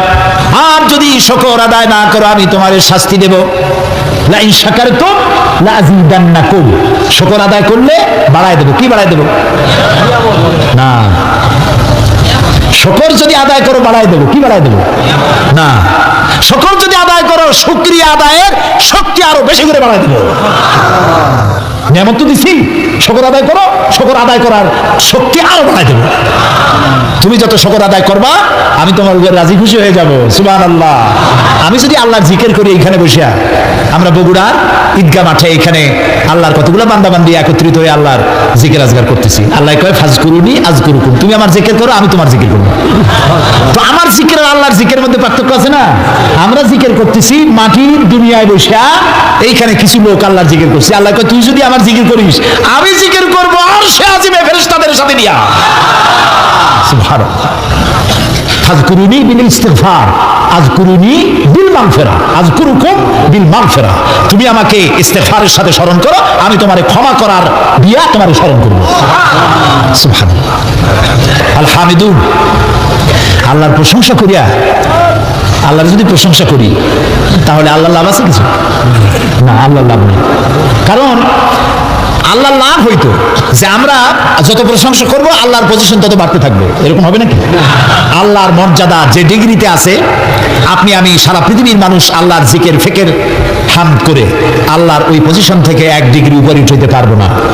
আর সারা পৃথিবীর মানুষ যদি আল্লাহকে অস্বীকার করে, শুকরিয়া প্রশংসা যদি না করে, যে পজিশনে তিনি আছেন তার থেকে 1 ডিগ্রি নিচেও নামবে না। তাহলে এই শুকর আদায় করায়, প্রশংসা করায়, তাসবিহ পড়ায় আল্লাহর কোনো লাভ নাই। লাভ কার? বলেন আমার, বলেন আমার। আমি যত শুকর করব, জিকির করব, আল্লাহ তত আমার মর্যাদা বাড়াই দিবেন। সুবহানাল্লাহ, সুবহানাল্লাহ। এই জন্য প্রশংসা হবে কেবলমাত্র কার? আল্লাহ তাআলার প্রশংসা করতে হবে। সুবহানাল্লাহ। এই যে গাছপালা দেখতে পান চতুর্দিকে, এই গাছগুলি কার জিকির করে? বাতাস তার শনশন রবে, পাখিগুলি তার কলকাকলিতে, নদীগুলি তার কুলুকুলু নাদে, গাছের পাতাগুলি তার মর্মর রবে। যত ধরনের শব্দ আমরা শুনতে পাই, সমস্ত শব্দগুলি কোনো শব্দ নয়, ওর থেকে তারা আল্লাহর তাসবিহ পড়ে। সুবহানাল্লাহ, আল্লাহু আকবার, আলহামদুলিল্লাহ তাসবিহ তারা পড়তে থাকে।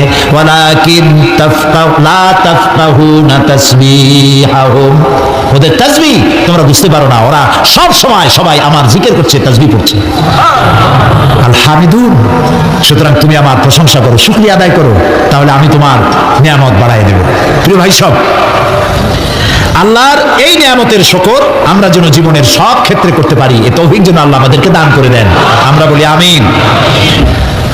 মুমিন ব্যক্তিদের জন্য 8টা কোয়ালিটি থাকতে হবে। 8টি কোয়ালিটি হলেই পরিপূর্ণ মুমিন হবে। কয়টা কোয়ালিটি? আজকে আমি 3টা কোয়ালিটির কথা আপনাদের সামনে বললাম, বাকি কোয়ালিটিগুলির কথা আগামীকাল বলবো ইনশাআল্লাহ। এবং কালকে ইশার নামাজের পরেই আমি শুরু করবো ইনশাআল্লাহ, যাতে করে একটু বেশি সময় নিয়ে আমরা এই কোয়ালিটিগুলি শুনতে পারি। আল্লাহ যেন তৌফিক দেন, বলি আমিন। এখন মোনাজাত হবে, দাঁড়ানো ভাইরা বসেন, যত লোক দাঁড়ানো আছেন সব যার যার জায়গায় বসে পড়েন, মোনাজাতে অংশ নেন, কেউ দাঁড়িয়ে থাকবে না, সবাই বসে। মাহফিলের মাঝখানে, মাহফিলের পাশে দাঁড়ানো ভাইদের বসতে বলছি, হাঁটতে বলি নেই। আর মোনাজাতের কথা শুনে যদি কেউ হাঁটে, তাকে চিন্তা করা দরকার আল্লাহর ফেরেশতাদের ক্যামেরায় আপনার ছবি কিভাবে উঠবে। জি, শুনতেছেন আমার কথা?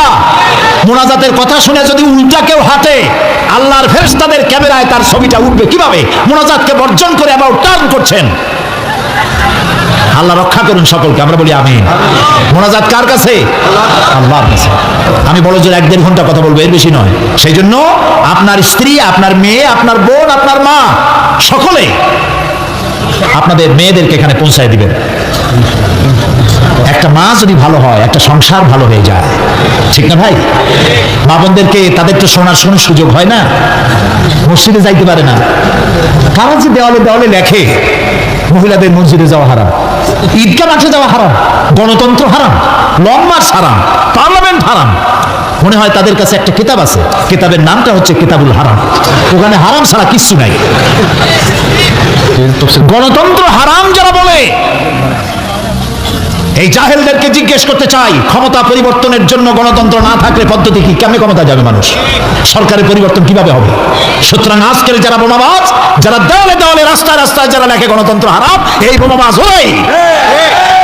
শহরে যেখানে যেখানে লেখা আছে গণতন্ত্র হারাম, পুলিশের দায়িত্ব এগুলি রং দিয়ে বুঝে গেল, এই ধরনের লেখা যারা লেখে গ্রেফতার করো। এরা জাতির দুশমন। কে তোমাকে শিখিয়েছে রং মার্চ হারাম? কে তোমাকে বলেছে গণতন্ত্র হারাম? কি এর বাইয়েনাত পত্রিকা হাবিজাবি জাহিল, লেখা জানে না, পড়া জানে না। হাবিজাবি রাস্তায় সব জায়গায় লিখেছে তাহাজ্জুদের নামাজ জামাতে পড়া হারাম, মেয়ে লোকের ঈদের জামাতে যাওয়া হারাম। আরে বেটা, রাসূলুল্লাহ সাল্লাল্লাহু আলাইহি ওয়াসাল্লাম ঈদের দিন মেয়ে লোকদেরকে ডেকে ডেকে ঈদের ময়দানে নিয়ে যেতেন। মহিলাদের যে অধিকার ইসলাম দিয়েছে, তোমাদের মতো জাহিলরা মেয়েদেরকে সে অধিকার থেকে বঞ্চিত করেছে। সুতরাং সতর্ক হতে হবে, দেওয়ালে কারা লেখে, রাতের বেলায় দেখতে হবে কারা লিখতে আসে, গ্রেফতার করো, পিঠায় হাত ভেঙে দাও। এ দায়িত্ব আপনাদের না পুলিশের, আপনারা আবার হাত মান খুঁজে না। আমি আগামীকাল বলবো ইনশাআল্লাহ। হযরতে সাদ তখন বললেন, তাহলে তোমরা সবাই আমার পেছনে পেছনে এই দরিয়ার ভিতরে ঝাঁপিয়ে পড়ো, আমার সঙ্গে সবাই উচ্চারণ করো, নাস্তাঈনু বিল্লাহি ওয়া নাতাওয়াক্কালু আলাইহি হাসবুনাল্লাহু নি'মাল ওয়াকিল নি'মাল মাওলা ওয়া নি'মান নাসীর। ইতিহাস লিখতেছে 60,000 সৈন্য তাদের অশ্ব নিয়ে, তাদের উষ্ট্র নিয়ে, তাদের মালপত্র নিয়ে, জাহাজের সামান নিয়ে শ্রাবণের খরস্রোতা নদী, উত্তাল তরঙ্গমালায় ভরা নদীর উপর থেকে এই সাহাবীরা পাড়ি দিয়ে ওপার চলে গেলেন। ওপার যাওয়ার পরে হযরতে সাদ বলছেন, তোমাদের কেউ কি হারিয়ে গেছে নাকি? সবাই এদিক ওদিক তাকায় খোঁজ করে বলল, মানুষ তো দূরের কথা, একটা উট আর ঘোড়াও একটাও হারায় যায় নাই। একজন বলল, আমার একটা পেয়ালা, যে পেয়ালা আমি পানি পান করতাম, সেই পেয়ালাটা তুফানে ছিটকে কোথায় চলে গেছে, ওইটা হারায় গেছে। হযরতে সাদ বলেন, মুজাহিদের কোন জিনিস দরিয়া নিতে পারে না, অবশ্যই তা ফেরত আসবে। এই কথা তিনি বলতেছিলেন, হঠাৎ করে দরিয়ার কিনারে একটা আওয়াজ হলো, দেখা গেল তুফানের ভিতরে সেই হারানো বাটিটা তাদের মধ্যে ফিরে এসেছে। আল্লাহু আকবার। মুজাহিদদেরকে সাহায্য করেন স্বয়ং আল্লাহ রাব্বুল আলামিন। আফ্রিকার জঙ্গলের কাছে, ভিন্ন ইতিহাস, জঙ্গলের কাছেই মুসলমানদেরকে থাকতে দেওয়া হয়েছে। মনে করা হয়েছিল জঙ্গলের সমস্ত হিংস্র প্রাণীরা এই মুসলমানদের শেষ করে দেবে, যুদ্ধ করা লাগবে না। হযরতে সাদ সে অবস্থা বুঝতে পারলেন, তিনি একটা মঞ্চ তৈরি করলেন। সেই মঞ্চের উপরে দাঁড়ায় জঙ্গলের প্রাণীদের দিকে লক্ষ্য করে তিনি নোটিশ জারি করে দিলেন, বললেন, ইয়া আইয়াতুহাল হাশারাত ওয়াস সিবাউ নাহনু আসহাবু রাসূলুল্লাহ সাল্লাল্লাহু আলাইহি ওয়াসাল্লাম। হে জঙ্গলের হিংস্র প্রাণীরা, আমরা আল্লাহ রাসূলের সাহাবী, ফাইন্না নাজিলুনা ফামান ওয়াজাদনা বাদাহু কাতালনাহু। আমরা রাসূলের সাহাবী, এইখানে আল্লাহর দ্বীনকে কায়েম করার জন্য আমরা এসেছি, আল্লাহর কলেমার আওয়াজ নিয়ে আমরা এখানে রাত কাটাবো। সুতরাং এই জঙ্গলের ভিতরে হিংস্র প্রাণী যত আছো সব আমাদের এই জায়গা ছেড়ে অন্যত্র চলে যাও। আফ্রিকার জঙ্গলি মানুষেরা চিন্তা করলো, মানুষের কথা কি জঙ্গলি প্রাণীতে শোনে নাকি, পাগলে কয় কি? তারা তাকায় তাকায় দেখলো, হযরতে সাদের এই ঘোষণার পরে বাঘের কাতারে বাঘ, সিংহের কাতারে সিংহ, সাপের কাতারে সাপ, যার যার ডিম আর বাচ্চাগুলি মুখে কামড়ায়া সাহাবীদের এলাকা ছেড়ে দিয়ে তারা অন্যত্র চলে গেল। আমার মুসলমান ভাইরা, এই ছিল মুসলমানদের ইতিহাস। দ্বীন প্রতিষ্ঠা করার কাজে মুসলমান এগোলে আল্লাহই মদদ করেন। কে মদদ করেন?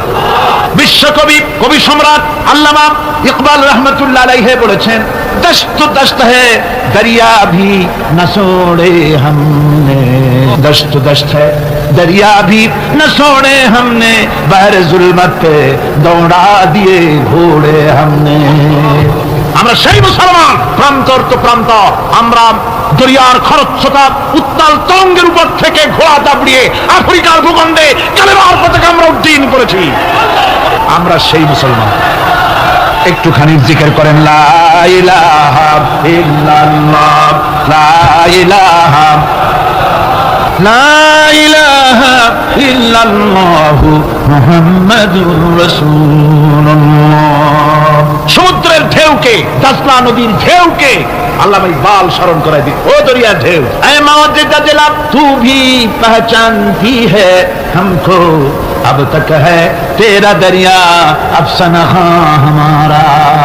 হে টাইগ্রেসের উত্তাল উত্তাল তরঙ্গমালা, নিশ্চয় তোমার ভুলে যাওয়ার কথা নয় যে তোমার উপর থেকেই আমরা দরিয়া পার হয়ে উপরে গিয়ে কালেমার পতাকা উড্ডীন করেছিলাম। আমরা সেই মুসলমান, আজ ইসলামী চেতনা হারায়া আমরা আজকে দুনিয়ার মধ্যে সবচাইতে লাঞ্ছিত, পদদলিত, হেয় প্রতিপন্ন জাতিতে পরিণত হয়েছি। আমার ভাইরা, মহাকবি, বিশ্বকবি, কবি সম্রাট আল্লামা ইকবাল রাহমাতুল্লাহ আলাইহি সুন্দর করে বলেছেন, মুসলমানদেরকে লক্ষ্য করে বলেছেন, ঘোষণা করো, বাতিলদেরকে জানায়া দাও, আমরা মাথা নত করার জাতি নই। আমরা মাথা নত করার জাতি।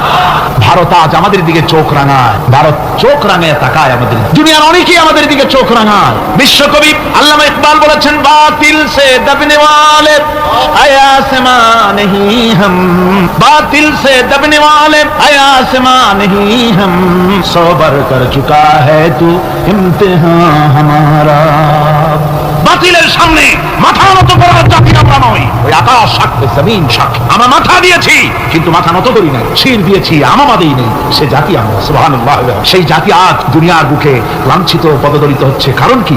কারণ হচ্ছে একমাত্র এই যে আমরা আমাদের জীবনের উদ্দেশ্য ভুলে গিয়েছি। আমার ভাইয়েরা, আল্লাহর এই রাস্তায়, আল্লাহর এই দিন প্রতিষ্ঠার জন্য লড়াই হবে, জেহাদ হবে। জেহাদের কথাই বলতেছি। এই জেহাদ হলো পৃথিবীর নির্যাতিত, নিপীড়িত মানুষের মুক্তির জন্য জেহাদ। জেহাদ কি জন্য? আমরা রাষ্ট্রপ্রধান হব, আমরা দেশ দখল করব, নেতৃত্ব দিব, এই জন্য নয়। আমরা জেহাদ করব মানুষকে, মানুষের তৈরি করা মতবাদ, নির্যাতন থেকে, জুলম থেকে, অত্যাচার থেকে মানুষকে বাঁচাবার জন্য, মানবতা নিগৃহীত, নির্যাতিত মানবতার মুখে মুক্তির হাসি ফোটাবার জন্য আমরা করব লড়াই। সেই লড়াইয়ে এগিয়ে আসতে হবে তরুণদেরকে। কাদেরকে? জোরে বলতে হবে, কাদেরকে?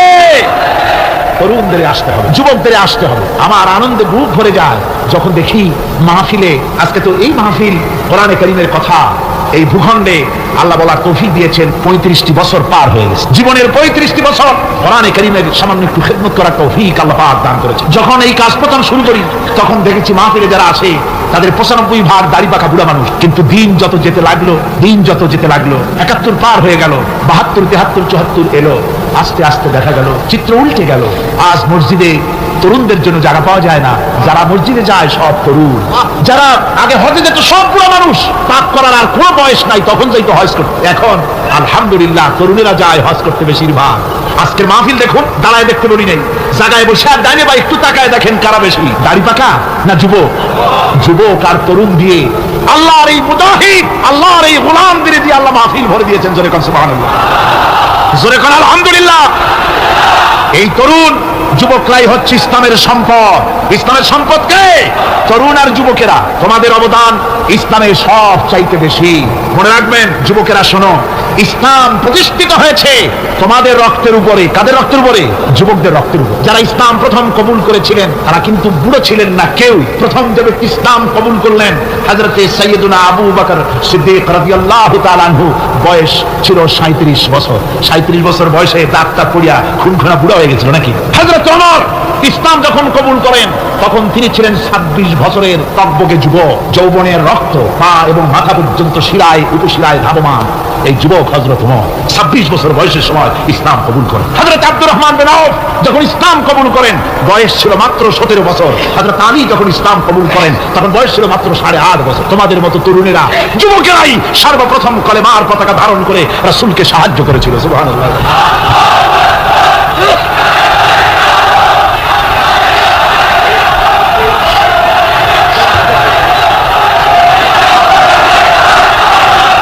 মুসলমান ভাইরা থামুন, আমার ভাইরা, যুবকদের অবদানই চিরকাল ইসলামে বেশি ছিল।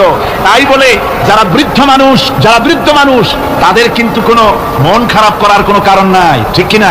যেহেতু আমরা যারা বয়সের প্রান্তে এসে গেছি আমরাও ওই যৌবন কালটা পেরিয়ে এসেছি, ঠিক কিনা? আরেকটি কথা, কিয়ামতের দিন কোনো বুড়ো মানুষ বেহেশতে যাবে না, সব যুবকরা যাবে। বেহেশতে যাবে কারা? বুড়োরা বোধহয় ভয় পেয়ে গেছে। রাসূল পাক সাল্লাল্লাহু আলাইহি ওয়াসাল্লাম বলেছেন, আমার কথা না, হুজুর বলেছেন কোন বুড়ো মানুষ বেহেশতে যাবে না, কোন কালো মানুষ বেহেশতে যাবে না। এখন রাসূল যদি বলেন তার কথাই তো হুজুর বলেন কালো মানুষ বেহেশতে যাবে না, একটা কালো মানুষ কান্দিয়ে তো পড়ি, হুজুর বলেন কেঁদো না, তুমি যখন বেহেশতে যাবে চাঁদের মতো সুন্দর চেহারা নিয়ে বেহেশতে যাবে। বুড়ার কান্না দেখে হুজুর বলছেন কেঁদো না, তুমি যখন বেহেশতে যাবে আল্লাহ তোমার যুবক বানায় পাঠায় দেবে, যেহেতু বেহেশত হচ্ছে যুবকদের জন্য। সুবহানাল্লাহ। অত নাজ নিয়ামত, অত আনন্দ, বুড়া মানুষের তো খাইয়ে খুঁয়ে বেহেশত নষ্ট করি ভালো। এই জন্য যৌবন দরকার, স্বাস্থ্য দরকার বেহেশত উপভোগ করার জন্য। সেই জন্য বেহেশতে যাবে কারা? তরুণেরা যাবে। কারা যাবে? তরুণ তরুণী দিয়ে আল্লাহ পাক বেহেশত ভরে ফেলবেন। সুবহানাল্লাহ। আমার তরুণেরা, যুবকেরা শোনো, রাসূলুল্লাহ তোমাদের কত সম্মান দিয়েছেন। কে সম্মান দিয়েছে? রাসূলুল্লাহ এক জায়গায় বক্তৃতা করছে, এমন সময় দেখা গেল একজন তরুণ সাহাবী, নাম তার জারীর রাদিয়াল্লাহু তাআলা, চাঁদের মতো চেহারা তার ছিল, খুব সুন্দর চেহারা ছিল তার। হযরত জারীর বসতে না পেরে জায়গা পায় না, দাঁড়ায় আছে। রাসূল নিজের গায়ের চাদরটা খুলে জারীরের দিকে নিক্ষেপ করলেন, বললেন জারীর দাঁড়িয়ে আছো, আমার চাদরের উপর বসো। সুবহানাল্লাহ। হযরত জারীর রাসূলুল্লাহর চাদর নিয়ে চুমা খাইতে লাগলেন আর বললেন আকরামাকাল্লাহ কামা আকরামতানি ইয়া রাসূলুল্লাহ। হে রাসূল, আল্লাহ আপনার সম্মান আরো আরো অনেক বাড়িয়ে দিন, যেমন আপনি আমাকে মর্যাদা দিলেন। হে রাসূল, আপনার চাদরে পৃথিবীর কোনো মানুষ বসতে পারে। আমার তরুণ ভাইরা, আমার যুবক ভাইরা, তোমাদেরকে রাসূল মহব্বত করতেন, ভালোবাসতেন সবচেয়ে বেশি। তোমরা আজ বাতিলের শিকার। কার শিকার? বাতিলের শিকার। তোমাদেরকে কি দেওয়া হয়? যে সব রাজনৈতিক দলের যুবক যারা তোমরা এখানে আছো, জিজ্ঞেস করি তোমাদের নেতারা তোমাদেরকে কি দেয়? দেয় অস্ত্র, দেয় টাকা, দেয় নারী ভোগ করার জন্য পয়সা, তোমাদের চরিত্র ধ্বংস করার জন্য সব রকমের হাতিয়ার তুলে দেয়। তোমাদের হাতে শোভা পায় কলম, হাতে শোভা পায় খাতা, হাতে শোভা পায় বই। বই খাতা কলমের পরিবর্তে তোমাদের নেতারা তোমাদের হাতে তুলে দেয় স্টেন গান, তুলে দেয় হেরোইন, তুলে দেয় টাকা। এরা তোমাদের নেতা নয়, এরা তোমাদের জীবনের দুশমন। জনগণেরা কি?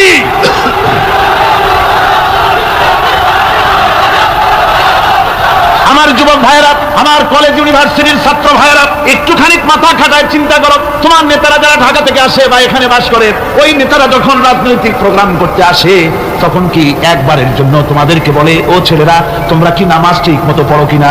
বলে এই যে রোজা আসতেছে, খবরদার বাবারা তোমরা রোজা রেখো, এরকম কথা বলে নাকি?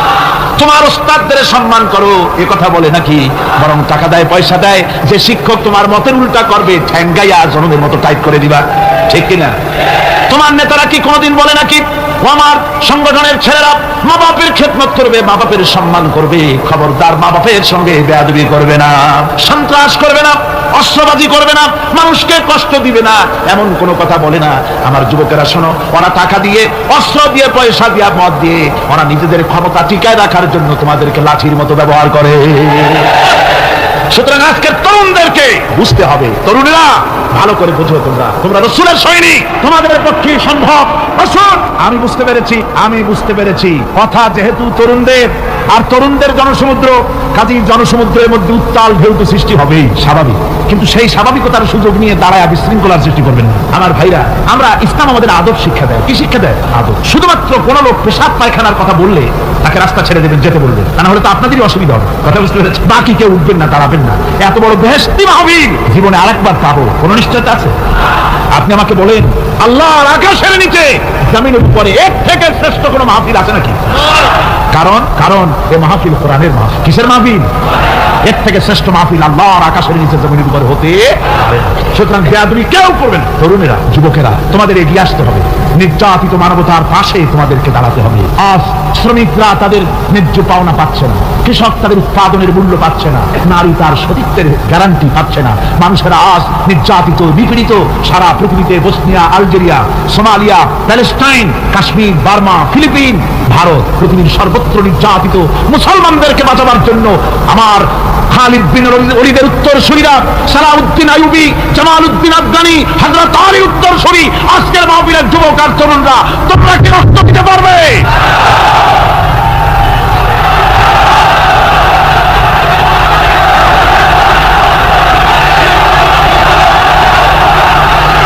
আমার মুসলমান যুবকেরা, আল্লাহর রাস্তায় রক্ত দিলে তার অবস্থা কি হবে শোনো। আল্লাহ রাব্বুল আলামিন বলেছেন, ওয়ালা তাকুলু লিমান ইউকতালু ফি সাবিলিল্লাহি আমওয়াত বাল আহইয়াউ ওয়ালাকিন লা তাশউরুন। আল্লাহ রাব্বুল আলামিন বলেন, আমার রাস্তায় যারা নিহত হয়েছে, আমার রাস্তায় যারা জীবন দিল, ওরা মরে গেছে এই কথা তোমরা বলো না, ওরা জিন্দা। ওরা কি? আমার রাস্তায়, আমার দিন প্রতিষ্ঠার জন্য, মানবতার মুখে হাসি ফোটাবার জন্য, নির্যাতিত মানবতার গোলামীর জিনজির থেকে তাদেরকে বাঁচাবার জন্য সংগ্রাম করতে গিয়ে যারা জীবন দিল, ওরা মরে নাই, ওরা জিন্দা। ওরা কি? আল্লাহ বলেন, আল্লাহ পাক বলেন ওরা জিন্দা, তোমরা জানো না? আমার কাছ থেকে তারা রিজেক্ট প্রাপ্ত হয়। যারা শহীদ হয়, শাহাদাতের কথা শুনে যাদের ভয় লাগে, অস্ত্রের খোঁচা খায়া, গুলি খায়া, বায়োনেট খায়া, ড্যাগারের গুতা খায়া মরা জানি কত যন্ত্রণা। নবীজি বলতেছেন, আন আবি হুরায়রা রাদিয়াল্লাহু তাআলা আনহু আন্না রাসূলুল্লাহ সাল্লাল্লাহু আলাইহি ওয়াসাল্লাম মা ইয়াজিদু আশ-শাহীদু মিন মাসসিল কতল কামা ইয়াজিদু আহাদুকুম মিন মাসসিল কারচা। তিরমিজি ও নাসাই। আল্লাহর নবী বলেছেন, হযরত আবু হুরায়রা হাদিসটি বর্ণনা করেছেন, নবীজি বলেছেন শাহাদাতের মওত হলো তোমাদের কেউ যদি আরেকজনকে একটা চিমটি কাটে, ওই চিমটি কাটায় যতটুকু যন্ত্রণা, শাহাদাতের মওতের এর চাইতে বেশি কিছু যন্ত্রণা নয়। শাহাদাতের মওতটা হচ্ছে একটা সেতু। এটা কি সেতু? এটা ব্রিজ, এপারে দুনিয়া ওপারে আল্লাহ। সুবহানাল্লাহ ওয়া বিহামদি। মরার সাথে সাথে দিদার ইলাহি নসিব হয়ে যাবে। সুবহানাল্লাহ। সাহাবায়ে কেরাম, আপনি চিন্তা করেন, তাদের মা বাবা বিবি বাল বাচ্চা সন্তান সবকিছুকে ফেলে রেখে আল্লাহ দ্বীনের জন্য রক্ত দিতে পেরেছেন। কি কারণে? জীবনকে তাদের কাছে তুচ্ছ মনে হয়েছে। এই জীবন জীবন নয়, ওই জীবনই তো সবচেয়ে সেরা জীবন, যে জীবনে আমার মাওলা আমার উপরে খুশি হয়ে যাবে, আমার মাবুদ আমার উপরে খুশি হয়ে যাবে। ওইটা হচ্ছে সবচেয়ে নিয়ামতের মৌত। এই জন্য রাসূলুল্লাহ সাল্লাল্লাহু আলাইহি ওয়াসাল্লাম বলেছেন, কেউ যদি শাহাদাতের তামান্না করে দিল থেকে, সে যদি তার বিছানায়ও মরে, আল্লাহ পাক ওটাকে শাহাদাত হিসেবে ধরে নেবে। হযরত ওমর রাদিয়াল্লাহু তাআলা দোয়া করতেন, আল্লাহুম্মা রযুকনি শাহাদাতান ফি সাবিলিক ওয়াজআল মাউতি ফি বালাদি রাসূলি। আয় আল্লাহ, তুমি দয়া করে মেহেরবানি করে আমাকে শাহাদাতের পেয়ালা পান করাও। শাহাদাতের মওত সবচেয়ে নিয়ামতের মওত। কিয়ামতের দিন এই শহীদ আর আত্মস্বজনের ব্যাপারে 70 জন লোকের ব্যাপারে আল্লাহর কাছে সুপারিশ করার মতো পাওয়ার লাভ করবে শহীদ। ভাইরা, এই শাহাদাত নসিব হওয়ার জন্য তামান্না আমাদের দিলের মধ্যে থাকা উচিত। আল্লাহ দ্বীন প্রতিষ্ঠার জন্য প্রয়োজনে আমরা জান দিব, মাল দিব। পারবো না? পারবো কিনা আমার ভাইরা? আব্দুল উজ্জা মক্কা শরীফে বাড়ি, 20 বছরের যুবক। কলিজার মধ্যে সবসময় চায়, এতিম মানুষ, বাপ মারা গেছে, একেবারে ছোট অবস্থা, খুব গরিব। চাচা তাকে বড় করেছে, চাচা তাকে ঘর দিয়েছে, বাড়ি দিয়েছে। বুখারী হাদিস, বুখারী শরীফে বাড়ি ঘর জায়গা জমি সোনা দানা টাকা পয়সা উট ঘোড়া সব দিয়েছে, প্রতিষ্ঠিত করে দিয়েছে। কিন্তু আব্দুল উজ্জা শান্তি পায় না। রাসূল পাক সাল্লাল্লাহু আলাইহি ওয়াসাল্লাম দ্বীনের দাওয়াত দিচ্ছেন, মন চায় তাওহীদের এই সুরা সেও পান করে, কিন্তু চাচা ভয়তে পারে না। মনটা চাচ্ছে, আহা চাচা যদি ইসলাম কবুল করতো তাহলে আমার জন্য ব্যাপারটা সহজ হয়ে যেত। এভাবে চিন্তা করতেছে। হঠাৎ একদিন রাসূল পাক সাল্লাল্লাহু আলাইহি ওয়াসাল্লাম হিজরত করলেন। এরপরে আব্দুল উজ্জার ধৈর্যের বাঁধ ভেঙে গেল। আব্দুল উজ্জা গিয়ে বলছে, চাচা মুহাম্মদ সাল্লাল্লাহু আলাইহি ওয়াসাল্লামের নাম তো নিশ্চয়ই শুনেছেন। বলে, হ্যাঁ শুনেছি। তিনি যে ইসলামের দাওয়াত দেন, এটা আপনার কাছে কেমন লাগে? তার মানে বলছে যে আমার কাছে তো খুব ভালো লাগে। চাচা, ইসলাম কি কবুল করবেন? এই অগণিত মূর্তির সামনে মাথা নত করে আমাদের কোনো লাভ নাই। এই মূর্তিগুলি আমাদের কোনো সাহায্য করতে পারে না। এক আল্লাহ বিশ্বাস করার জন্য মুহাম্মদ সাল্লাল্লাহু আলাইহি ওয়াসাল্লাম আমাদের বলেছেন। চাচা বলছে, খবরদার, এই কথা যদি আবার উচ্চারণ করো তাহলে আমি তোমাকে যা দিয়েছি সব ছিনায় না। আব্দুল উজ্জা বলছেন, তাহলে আর আমি সহ্য করতে পারলাম না। চাচা, আপনার সামনেই আমি ঘোষণা করলাম, একদিন চাপা রেখেছি আর পারলাম। আমি ঘোষণা করে দিলাম, লা ইলাহা ইল্লাল্লাহু মুহাম্মাদুর রাসূলুল্লাহ। চাচা বলল, তুমি এর পরিণতি জানো? আব্দুল উজ্জা বলল, কি পরিণতি? চাচা বলতেছি, এই কলেমা পড়ার কারণে আমি তোমাকে যা দিয়েছিলাম, ঘোড়া দিয়েছি, উট দিয়েছি, বাড়ি দিয়েছি, সব আমি তোমার কাছ থেকে ছিনাইলাম, সব ফেরত দিতে হবে। তিনি বললেন, আমি রাজি আছি, আমি রাজি আছি। আপনি আমার সোনা দানা ঘোড়া উট আর ঘর বাড়ি যা দান করেছেন, এই দুনিয়াটার মালিককে যদি আমারে বানাই দিতেন, আমি এর বিনিময়ে কলেমা পড়া থেকে আর আমি নিজেকে থামায় রাখতে পারি না। বলে, আমার সব আমাকে ফেরত দাও। বললো, দিলাম, যা আপনি দিয়েছেন সব আপনাকে ফেরত দিলাম। চাচা বলছে, জায়গা জমি টাকা পয়সা সোনা দানা সব পেলাম, তোমার গায়ে যে জামা, তোমার পরনে যে লুঙ্গি, ওটা আমার টাকার খোলো। আব্দুল উজ্জা বললেন, আপত্তি নাই।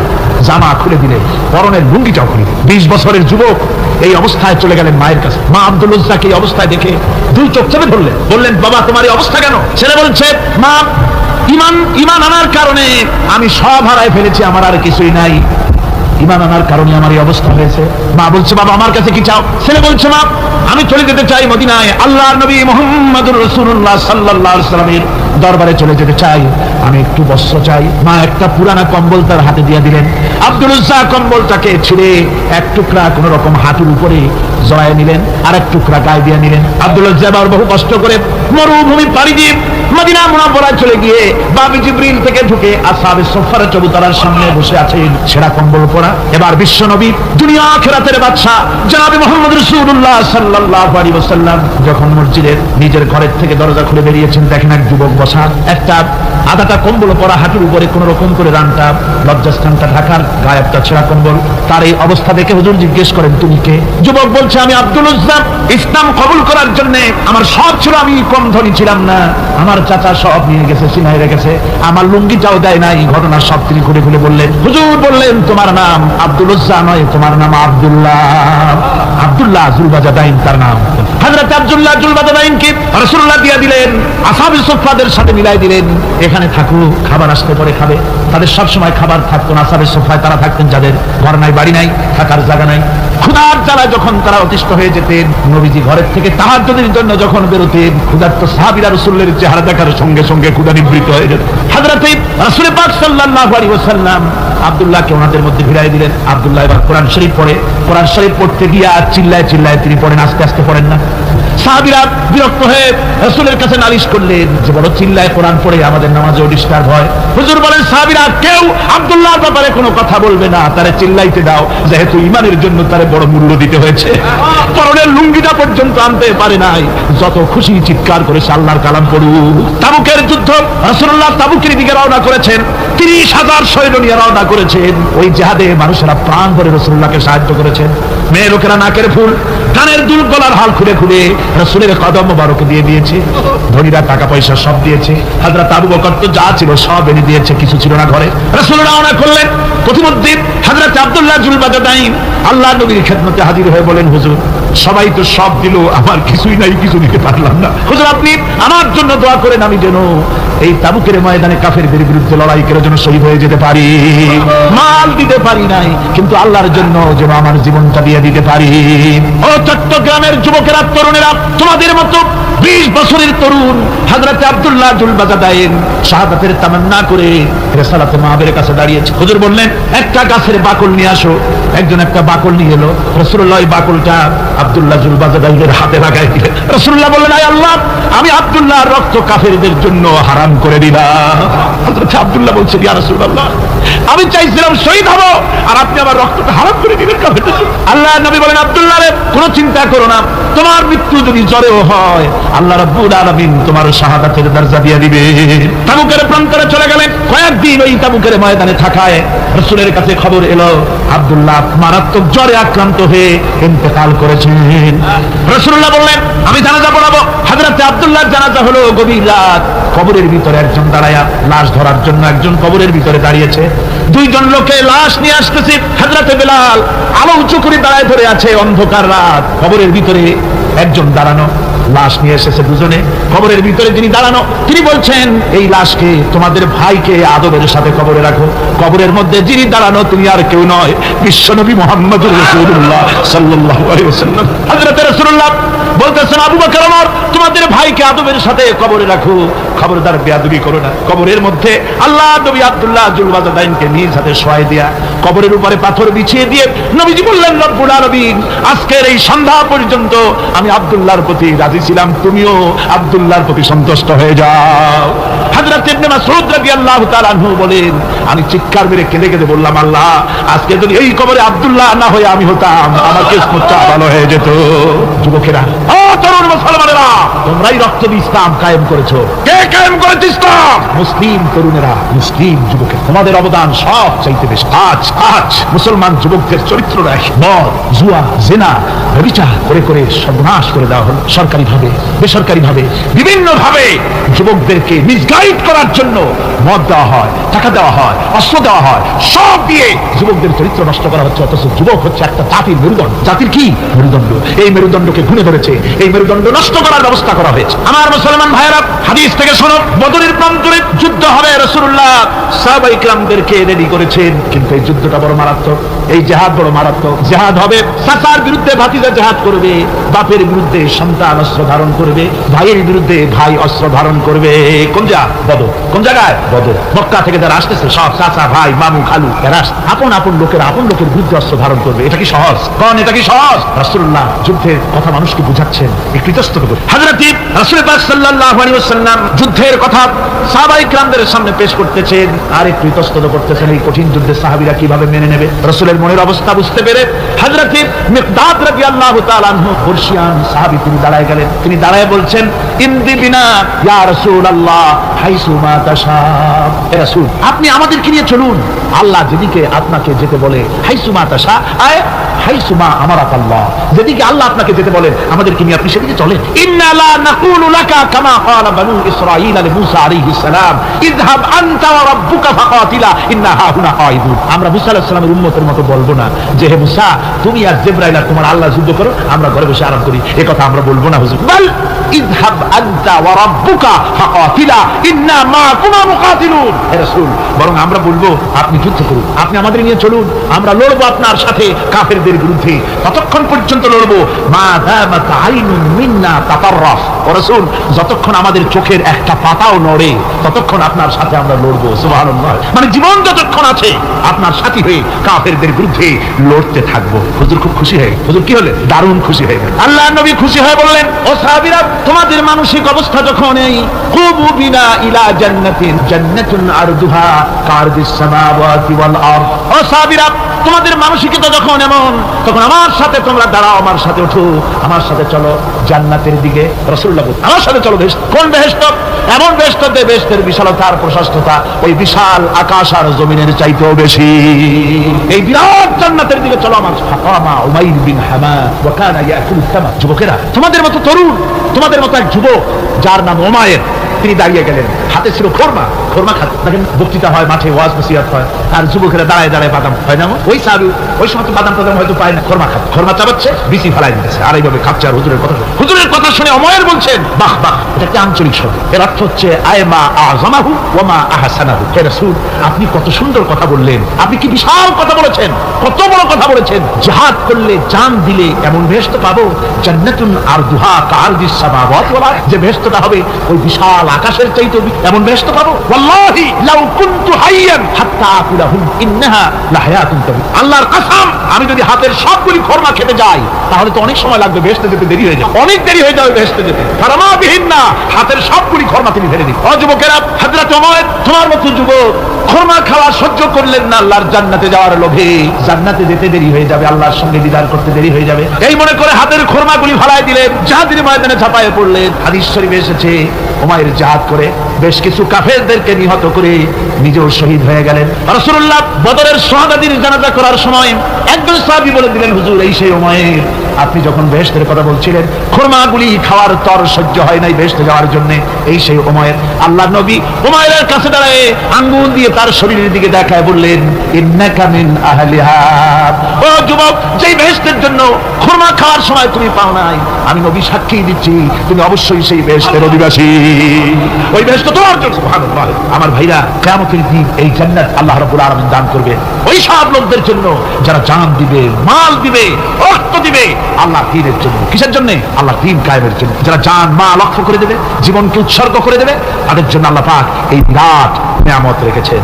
তরুণদের বলতে চাই, যুবকদের বলতে চাই, আর বাতিলের পেছনে ঘুরো না, আর তোমার ওই সব নেতাদের পেছনে ঘুরো না যারা নিজেরাও নামাজ পড়ে না, তোমাকেও নামাজের কথা বলে। ওরা নিজেরা মিথ্যা কথা কয়, তোমরা টের পাও না? কি বলেন, টের পাওয়া যায় না? মারামারি করে নিজেরা আর বদনাম দেয় অপরের উপরে। চোখের সামনে যারা এরকম পারে, চোখের সামনে যারা এরকম পারে, তাহলে রাত দিন 24 ঘন্টা তাদের আমলটা কেমন? এদের পেছনে ঘুরে কোনো লাভ নাই। কোনো লাভ আছে? হ্যাঁ, একটা লাভ আছে। সেই লাভটা হচ্ছে টাটকা কিছু সুখ পেতে পারো, কিছু মদের টাকা, কিছু হোটেলের টাকা, কিছু পরের মেয়ে নিয়ে ঘোরার টাকা, কিছু ভ্রমণের টাকা, কিছু অস্ত্রপাতি, ত্রাস সৃষ্টি করা। আর ত্রাস সৃষ্টি করবা, কয়টা অস্ত্রের মালিক হইছো? যুবক, তরুণ, বিপদগামী তরুণদের বলবো, সরকার অনুমোদিত অস্ত্র যাদের কাছে আছে, শুনে রাখ, এই অস্ত্র কাউকে ক্ষমা করে, এই অস্ত্র কাউকে ক্ষমা করে না। সাপ পোষার মতো, যে সাপ তুমি দুধ কলা দিয়ে পোষো, ওই সাপ তোমাকে আবার দংশন করবে। ওজা মরে না মরে না? সাপ খেলা যারা দেখায় তারা মরে কিনা? ওই সাপেই তাকে কাটে। সুতরাং গভর্নমেন্ট অনুমোদিত অস্ত্র তোমার কাছে, পাইপ গান, রিভলভার, স্টেন গান, এলএমজি, আদমজি, কত রকমের অস্ত্রপাতি যুবকদের কাছে। ঘুম নাই, সারা রাত অস্ত্র থাকে কাছে, আর কি কি লাল পানি খাইয়া চোখ দুইবার থাকে, এত বড় দেখলেও ভয় করে, মাথায় ভাল্লুকের মতো। মানুষ মারো তোমরা, মানুষ মারো। আহা, যারে মারলা একটুখানি হিউম্যান বিবেক দিয়ে চিন্তা করো। যাকে মেরেছ ওই রাত্রে তার বাড়ির কাছে যাও, ওই রাত্রে গোপনে তার বাড়ির কাছে গিয়ে দেখো তার মা কিভাবে তার সন্তানের জন্য কাঁদতেছে, মায়ের কোলটা খালি হয়েছে বলে কিভাবে কাঁদতেছে, তার বাবা কিভাবে কাঁদতেছে, তার বউ থাকলে কিভাবে ছটফট করতেছে, তার কলিজার টুকরা সন্তান থাকলে কিভাবে আব্বা আব্বা বলে কাঁদতেছে। যারে গুলি করে মেরেছো একবার বাড়ির কাছে গিয়ে কান পাতা শোনো। মনে রাখো যুবক, সন্ত্রাসীরা, শুনে রাখো, অস্ত্র দিয়া মানুষকে যারা মেরেছো, আল্লাহর কসম করে বলি যেভাবে মেরেছো ওইভাবে তোমাকেও নিহত হতে হবে, কোনো সন্দেহ নাই।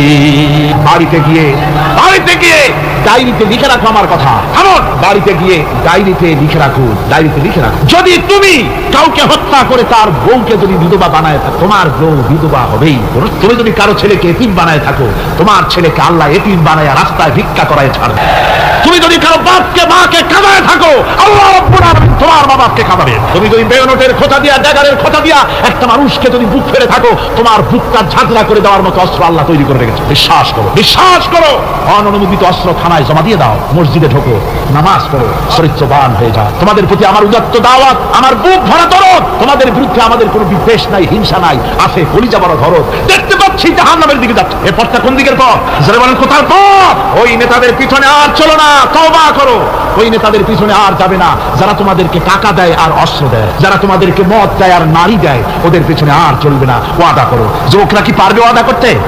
ওই সব নেতাদের পিছনে জীবনে আর যাবে না। ওয়াদা করতে পারো? হাত উঁচু করে দেখাও যুবকেরা।